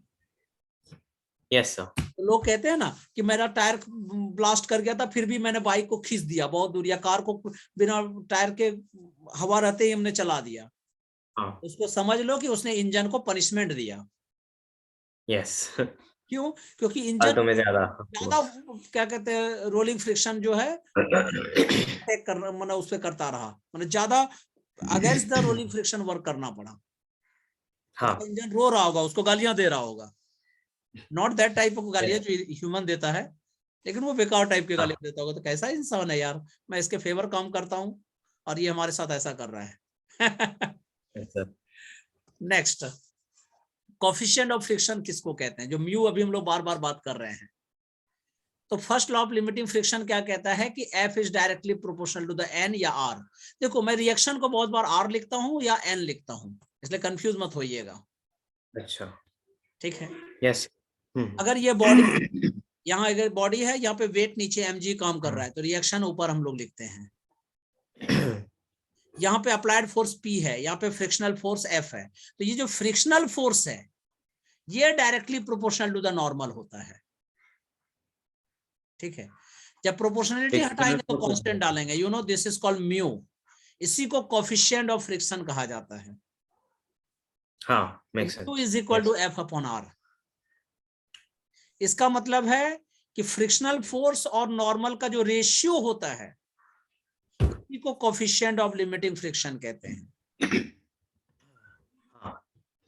नाउ ये किस पे डिपेंड करता है? The nature of the surface in contact, whether dry or wet, rough or smooth, polished or non-polished, ठीक है। रफ सरफेस अगर होगा तो ज्यादा फ्रिक्शन हाँ। प्रोड्यूस होगी, हाँ, ज्यादा फ्रिक्शन प्रोड्यूस होगा। पॉलिश्ड मोशन में होगा ज्यादा तो क्या होगा कि फ्रिक्शन ही प्रोड्यूस नहीं होगी, बॉडी मूव ही नहीं कर सकता है। कम फ्रिक्शन, वैल्यू ऑफ म्यू कम depends friction. On the nature of the surface in contact. जब पॉलिश्ड होगा तो, अगर सरफेस बहुत ज्यादा पॉलिश्ड होगा तो बॉडी चल ही नहीं सकती, मूव नहीं कर सकती है। हाँ, यस, सही। तो mu also depends on the material of the surfaces in contact. Contact में है या नहीं, Yes. उसके मटेरियल पे डिपेंड करता है। You know there are Yes. two types of mu here. First one is called mu rest, जिसको mu s कह सकते हो, second one is called mu k, माना मोशन में है। तो when body actually moving over the surface of the thank God another body, we replace f by fk and mu by mu k। तो mu k equal to क्या formula हो गया, f k upon r। देखो mu is equal to f upon r होता है, तो अगर मुझे mu k निकालना है तो क्या लिखेंगे, f k upon r। F के अपॉन, हाँ, नाउ मतलब reaction, normal reaction, right? Next one is called angle of friction. समझना पहले अच्छा से इसको। ये एक सरफेस है, यहाँ पे आपने एक ब्लॉक रखा हुआ है, यहाँ पे अप्लाइड फोर्स P है, इसके अपोजिट डायरेक्शन में फ्रिक्शन प्रोड्यूस होगा। यहाँ पे वेट नीचे mg काम कर रहा है, रिएक्शन इसका ऊपर काम करेगा। तो इस रिएक्शन और फ्रिक्शन का जो रिजल्टेंट होता है, ठीक है, वो जो रिजल्टेंट के साथ एंगल बनाता है उसी को एंगल ऑफ फ्रिक्शन कहते हैं। कितना एक इजी मिनट, रिएक्शन और क्या? है, उसका जो रिजल्टेंट जो रिएक्शन के साथ एंगल बनाता है उसी को एंगल ऑफ फ्रिक्शन कहते हैं। क्लियर है? हाँ, okay. Reaction, Angle of friction between any two surfaces in contact is the angle which the resultant of the force of limiting friction F and normal reaction R makes with the direction of normal reaction. yes. You know, it is represented by theta. The value of angle of friction depends on the material of the surfaces in contact and their nature. Material किस तरह का है, उसका nature कैसा है, उस पर depend करता है। जैसे देखो यहाँ पे आपने applied force is P and here it is the frictional force F, तो और ऊपर इज रिएक्शन इज R, क्योंकि वेट का जो अपोजिट होगा वो रिएक्शन होगा। यहाँ पे ये रिजल्टेंट हो गया C, OC is the resultant, here angle is the theta. So you no in triangle AOC tan theta is equal to perpendicular upon base AC upon OC। अब AC किसके इक्वल है, OB के equal है, वो F है, तो tan theta is equal to F upon R, और F upon R को ही म्यू कहते हैं। तो you can say that mu is equal to F upon R is equal to tan theta। तो coefficient of limiting friction between any two surfaces in contact is equal to tangent of the angle of friction between them। हाँ, yes or no? Next, angle of repose. Suppose कीजिए ये आपके पास एक incline plane है, आपने इस पे एक मास बॉडी को रखा हुआ है, मतलब एक सिस्टम को रखा हुआ है, एक ब्लॉक को रखा हुआ है। इसको ऐसे समझो कि सपोज करो कि ऐसा इस तरह से सरफेस ऐसा रखा हुआ है, इस तरह से आपने रखा, इस तरह से आपने एक सिस्टम ऐसे रख दिया, लाइन ऐसे रख अभी दिया, मूव हाँ। नहीं कर रही है, अभी मूव नहीं कर रहा है, लेकिन अभी तो कुछ ना कुछ एंगल तो ये देखो इसके साथ सरफेस के साथ बना ही रहा है, ठीक है। हाँ, के साथ वो क्या कर रहा है, कुछ एंगल बना रहा है अभी भी, एंगल बना, हाँ। अभी मान लो ये देखो मूव नहीं कर रहा है लेकिन एंगल तो बना रहा है यहाँ पे। आपने ऐसा किया कि ये मूव ऐसे ऊपर करता गया, इंक्लाइन प्लेन को आप ऐसे करते एक एंगल पे गिरेगा, एक पॉइंट पर क्या हो गया, ये मूव करने लगा। उस समय जो एंगल था, ठीक है, उस एंगल को एंगल ऑफ रिपोज कहते हैं। Yes, sir. You know, the minimum angle of inclination of a plane with the horizontal such that a body placed on the plane just begins to slide down. And you know, हाँ. it's represented by alpha. And its value Yes, sir. depends on the material and nature of the surfaces in contact. हाँ. यहाँ पे देखो, ये जो angle है ये alpha है, एंगल ऑफ रिपोज। ये एंगल और ये एंगल आपस में इक्वल हो जाते हैं जब वो बॉडी जस्ट मूव करने लगता है। तो नीचे क्या mg, here it is the mg cos alpha, here it is the mg sin alpha। ठीक है, अगर बॉडी डाउन की तरफ मूव कर रहा है तो फ्रिक्शन ऊपर की तरफ काम करेगा। ठीक है, तो यू नो फ्रिक्शन ऊपर की तरफ, sin alpha is equal to f and mg cos alpha is equal to r। तो मैंने लिखा है in equilibrium mg cos alpha is equal to r reaction and mg sin alpha is equal to f। दोनों को divide कर दीजिए, तो f upon r is equal to mg sin alpha upon mg cos alpha। mg cut, sin upon cos become tan alpha, और f upon r को क्या कहते हैं, mu. So you know mu is equal to tan alpha। तो hence tangent of limiting friction between any two surfaces in contact is equal to the tangent of the angle of repose between them। yes or no? Yes, tangent of angle of repose। हाँ, तो कहने का मतलब है आपने क्या जाना, यहाँ पे mu is equal to tan alpha होता है। तो आप पहले जानते थे कि mu is equal to tan theta होता है, और यहाँ आपने जाना mu is equal to tan alpha होता है। तो theta both are equal, means angle of friction is equal to the angle of repose. yes or no? Yes, sir. So you can say that friction always opposes the relative motion, and in which angle of friction is equal to the angle of repose। clear? हाँ, clear. Action of a block on applying a force on a rough surface।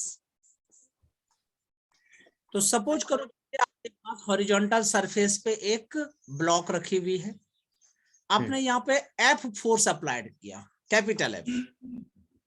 नीचे weight mg काम कर रहा है, ऊपर normal n। तो friction force opposite direction में होगा, which is F equal to mu n। Yes और नो? Yes. अगर मुझे लिखना हो कि मूवमेंट अगर उस डायरेक्शन में हो रही है तो capital F minus small f is equal to m into A. Yes और नो?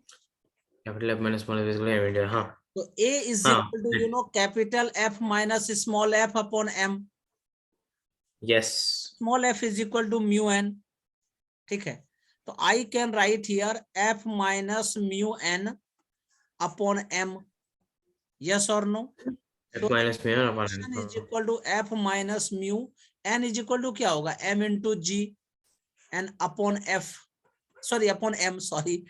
तो F अपॉन m, ठीक है, माइनस m कर दीजिए mu g, this is the acceleration. अच्छा, तो अगर कोई बॉडी रफ सरफेस पर मूव कर रही है, उसका एक्सेलरेशन जो होगा that is the F upon m minus mu g, where mu is the coefficient of kinetic friction। yes or no? Mu is the coefficient of kinetic friction, yeah। Next, acceleration of a body down a rough inclined plane। ठीक है, अब ये क्या है, acceleration body का क्या हो रहा है, डाउन की तरफ हो रहा है। तब कह रहा है कि कितना एक्सीलरेशन होगा इसका। तो यू नो हियर, यहाँ जो है देखो, तुम कहोगे सर पहले आप अल्फा लिखते थे या थीटा लिख रहे हैं, चलता है, आप थीटा अल्फा कुछ भी लिख सकते हैं। ठीक है, हाँ, अभी तो दोनों इक्वल निकल गए ना। हाँ, ये थीटा और अल्फा एक्चुअल में इक्वल भी हो गया। ठीक है, here it is the theta. यहाँ पे एक बॉडी को आपने इंक्लाइन प्लेन पे रखा हुआ है, वेट नीचे mg काम करेगा। Here theta, so become mg cos theta in direction fg sin theta. यहाँ पे बॉडी डाउन मूव कर रही है तो फोर्स इधर अप्लाई होगा, फ्रिक्शनल फोर्स F उधर अपोजिट डायरेक्शन में अप्लाई होगा। तो I can write here reaction R is equal to mg cos theta. Yes और नो? mg cos थीटा, हाँ, reaction is equal to F is equal to mg sin theta minus capital F। Yes और no? So you know mg sin theta minus capital F equal to क्या होता है, mu into R. So F is equal to mg sin theta minus mu, R की जगह क्या लिख सकते हैं, M G cos theta. So F is equal to you know M G is common sine theta minus mu cos theta. Yes और no. अब हम Yes. पूछा क्या गया है, एक्सीलरेशन पूछा गया है. तो force is equal to mass into acceleration which is equal to mg into sin theta minus mu cos theta. mg into sin theta minus mu cos theta. Yeah. Acceleration a is equal to g into sin theta minus mu cos theta. This is your Yes, sir. formula. Overall, you can check out here acceleration is less than 0, less than g. तो मैंने लिखा है less. acceleration of a body down or up inclined plane is always less than the acceleration due to gravity. हाँ. इसको अगर short में लिखें तो कैसे लिखेंगे कि acceleration of block sliding down a rough incline plane is A equal to G into sine alpha minus mu cos alpha. दोनों का एंगल मतलब सेम रहेगा. साइन अल्फा हो तो माइनस कॉस मतलब कॉस अल्फा, और मतलब म्यू कॉस अल्फा, और थीटा रहा तो दोनों थीटा रहेंगे. हाँ, दोनों थीटा रहेगा. अब अगर बॉडी को ऐसा है कि retardation of a block sliding up a rough incline plane, ठीक है, अप मतलब ऊपर की तरफ, तब क्या होगा, यहाँ पे माइनस था यहाँ प्लस हो जाएगा. तो a is equal to G into sine alpha plus mu cos alpha. Yes और नो. क्लियर. यस. मैंने लिखा है कि when a plane is inclined to the horizontal at an angle theta which is the less than the angle of repose between the repose, then the minimum force required to move the body up the inclined plane is f1 is equal to mg sin theta plus f, which is the mg into sin theta plus mu cos theta. Yes or no. mg into sin theta plus minimum force required to push the body down the inclined plane, नीचे की तरफ ला रहे हैं तो minus हो जाएगा. तो f2 is equal to capital F minus mg sin theta, which is equal to mg into mu cos theta minus sin theta. इसमें क्या है, बॉडी डाउन की तरफ आ रही है, मैंने इधर ला रहे हैं. इस वाले में क्या था, बॉडी को हम लोग ऊपर की तरफ ले जा रहे हैं. सब याद रखिएगा. New topic, work done in moving a body up a rough incline plane. ठीक है, अगर बॉडी को नीचे से ऊपर की तरफ हम लोग इंक्लाइन प्लेन में ले जा रहे हैं, then how much work should be done? So you know, suppose here it is the inclined plane and here it is the mass m, applied force is p here, weight is here mg, so here it is the angle theta, so this become mg cos theta, perpendicular is the mg sin theta, here it is the reaction r. Yes or no? Yes sir. So overall you can say that p is equal to mg sin theta. यहाँ बोल सकते हैं या नहीं बोल सकते? And here P is equal to r is equal to mg cos theta. What's the problem? No problem. आपको समझ आ रही है मेरी बातें, मैं क्या कह रहा हूं? मुझे लग रहा है नहीं समझ में आ रही है आपको. Why? Sir, because p here mg sin theta plus capital F ना, ये तो आपने बोला ही नहीं. अरे हाँ सर, ये पिछले साल से यही गलती कर रहे हो. एक मिनट, F भी ऐड हो गई. करते हो हर बार यही मिस्टेक करते हो. ठीक है, तो you know P is equal to mg sin theta plus capital F, and here you know R is equal to mg cos theta. So according to question, what is the work done here? So you know work done is equal to force into distance. Yes or no? Yes sir, force into distance. Force into distance. So W is equal to force P into distance is S. तो P की जगह क्या put कर दोगे यहाँ पे, mg sin theta plus F plus F into S. Yes or no? Yes sir. So you know, W is equal to mg sin theta plus F, frictional force क्या होता है, म्यू इंटू आर, और are की जगह mc cos theta put कर दीजिए. तो you no W is equal to mg sin theta plus mu mg cos theta whole into S. So work done W is equal to mgs is common sin theta plus mu cos theta. Yes or no? sin theta. तो अगर किसी body को अगर हम लोग ऊपर move करा रहे हैं, ना अप मूव करा रहे हैं किसी इंक्लाइन प्लेन में, then work done is equal to mgs into sin theta plus mu cos theta. So in moving a body over a rough horizontal surface, work has to be done only against the friction, which is the function of normal reaction or weight of the body. However, in moving a body up an inclined plane, work has to be done against friction as well as component of weight down the inclined plane.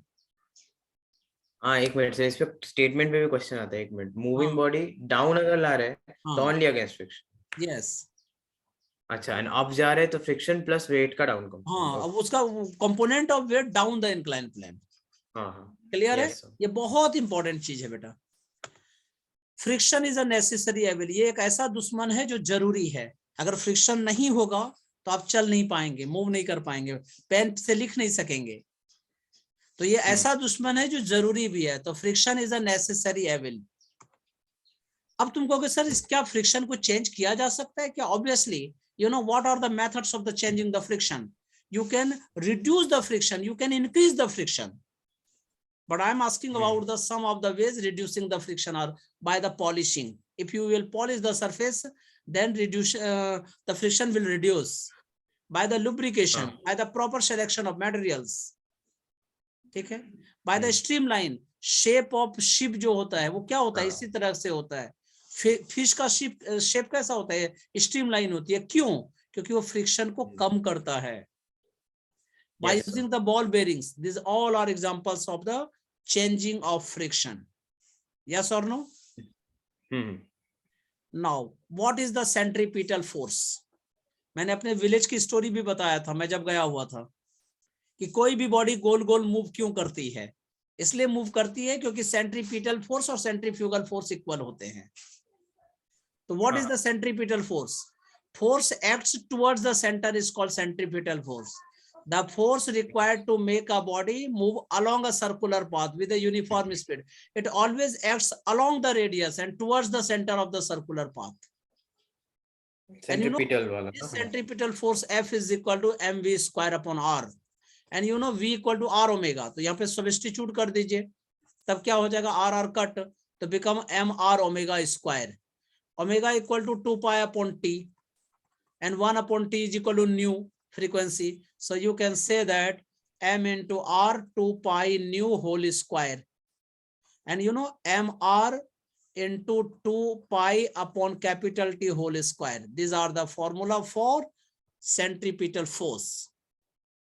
What is the centripetal force?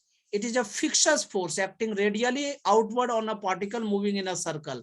अगर कोई body circle में move कर रहा है तो इस side से जो फोर्स लगेगा, टेंजेंशियली जो फोर्स लगता है, this is called centrifugal force. और ये सेंट्रीफ्यूगल वो असली फोर्स नहीं है, ऐसा इक्वल होता है मैग्नीट्यूड वाइज. कोई बॉडी तभी सर्कल में मूव करता है जब सेंट्रीपिटल फोर्स या सेंट्रीफ्यूगल फोर्स दोनों आपस में इक्वल है. a vehicle taking circular turn on a level road. अगर किसी व्हीकल को लेकर आप सर्कल में जा रहे हैं तो उसकी वेलोसिटी कितनी होनी चाहिए? Under root mu r g. माने जिस रोड पे आप जा रहे हो उसका म्यू पे भी डिपेंड करता है, उसके रेडियस पे भी डिपेंड करता है, ग्रेविटी पे भी डिपेंड करता है. अगर आप रोड को देखोगे, रोड इसलिए जब भी टर्न पे बनाया जाता है तो बैंक कर दिया जाता है, मतलब थोड़ा टेढ़ा कर दिया जाता है. बैंकिंग ऑफ ट्रैक्स और roads. The maximum velocity with which a vehicle in the absence of friction can negotiate a circular turn of radius r. So banking should be v equal to under root rg tan theta. When frictional force are also taken into account, the maximum safe velocity is equal to v equal to under root rg into mu plus tan theta upon 1 minus tan theta. सारा derivation मैंने कराया भी था, अभी आपको bending of a cyclist. अगर कोई cyclist किसी वे में बेंड कर रहा है तो tan theta is equal to क्या होगा? tan theta is equal to v square upon rg. Motion in a vertical circle. मैंने बताया भी था कि दो तरह के सर्कल होते हैं. This type is called horizontal circle and this type is called vertical circle. Suppose a body which has the mass m tied at the end of the string and rotating in a vertical circle and which has the radius r, like this figure, here is the radius is r. So velocity at any point p at a height h from the lowest point l. यहां से अगर h height पर मुझे पता करना है कि उसकी वेलोसिटी कितनी होगी तो v square minus u square equal to 2s apply कर दीजिए. V equal to become under root mu square minus 2gh. Tension in the string at any point P. अगर इस पॉइंट P पर मुझे टेंशन निकालना है, मैंने सारे डिराइव करा के रखे हुए हैं आप लोगों को। यहाँ पे फॉर्मूला मैं लिख रहा हूँ T equal to M upon R into U square minus 2gh plus gr। अगर मान लो कोई इसमें भूल रहे हो तो दीपक से लिंक ले लेना। Okay, tension at the lowest point H equal to 0, मैंने अगर डाउन पे निकालना है, यहाँ पे निकालना है, तो you know TL equal to M upon R U square plus gr। Next is called tension at the highest point. Highest point पर टेंशन कितनी होगी? H equal to 2R, because here it is the R, here it is the R, become 2R. So you know TH is equal to M upon R into U square plus 5gr. What is the difference in the tension at the highest and lowest point? ऊपर और नीचे के बीच का difference निकालेंगे तो कैसे निकालेंगे? TL minus TH। सबसे ज्यादा टेंशन डाउन में होती है, तो TL minus TH equal to 6 mg. Minimum velocity at the lowest point L for looping the loop. अगर कोई सर्कल में मूव कर रहा है उस समय मिनिमम वेलोसिटी कितनी होनी चाहिए? It should be under root 5gr। Maximum velocity कितनी होनी चाहिए जब वो हाईएस्ट पॉइंट पर है? तो VH equal to under root gr। ये सबको लर्न कर लेना, बहुत इंटरेस्टिंग है। Next one is called inertial frame of reference. इसकी स्टोरी भी मैंने बताया था। अगर कोई मुझे पूछेगा कि सर अभी आपके पास जाना है, आप अभी कहाँ हैं? मैं बोलूंगा दुमका में है। सर आप बताइए किस जगह? मैं बोलूंगा मेरे सामने एक गाय है। क्या ये रेफरेंस पॉइंट अच्छा है क्या? नहीं, ऑब्वियसली नहीं है। अगर मुझे पूछा जाएगा कि रेलवे, मैं बोलूंगा रेलवे स्टेशन के पास है, दुमका रेलवे स्टेशन के पास, वहां से इतने किलोमीटर जाओगे, इतने मीटर पे जाओगे तो मुझे पाओगे। हाँ, ये अच्छा फ्रेम ऑफ रेफरेंस है। Means there are two types of frame of reference. First one is called inertial frame of reference. Second one is called non-inertial frame of reference. So you know what is the inertial frame of reference? An inertial frame of reference is one in which Newton's first law of motion holds good. All frames moving with uniform motion relative to an inertial frame are also inertial. This is the very, very important topic. Next one is called non-inertial frame of reference. Means ऐसा frame of reference है जिसमें एक्सिलर inertia नहीं है। तो a frame of reference which is the accelerating with respect to an inertial frame of reference is called non inertial frame of reference. इसमें second law of motion hold करता है, F is equal to M alpha, लेकिन ये valid नहीं है। इसलिए कैसे लिखते हैं? F minus M alpha is equal to M alpha, या F minus MA is equal to MA, ऐसा लिख सकते हैं। You know which is called F plus FP equal to MA, where A या alpha is the acceleration of the non-inertial frame relative to any inertial frame, and alpha is the acceleration of the body relative to the non-inertial frame. और यहाँ पे FP क्या है? This is the minus M alpha, which is the example of the pseudo force. So now this lecture is finished. Coming class में मेरे type के questions करेंगे, एमरेज questions, जो मैं अपनी बुक में भी लिखता हूँ और काफी सेलेक्ट करके आप लोगों के लिए रखा हुआ है। क्लियर है? Yes. Till then, bye, as well as best of luck. Okay. Thank you, sir.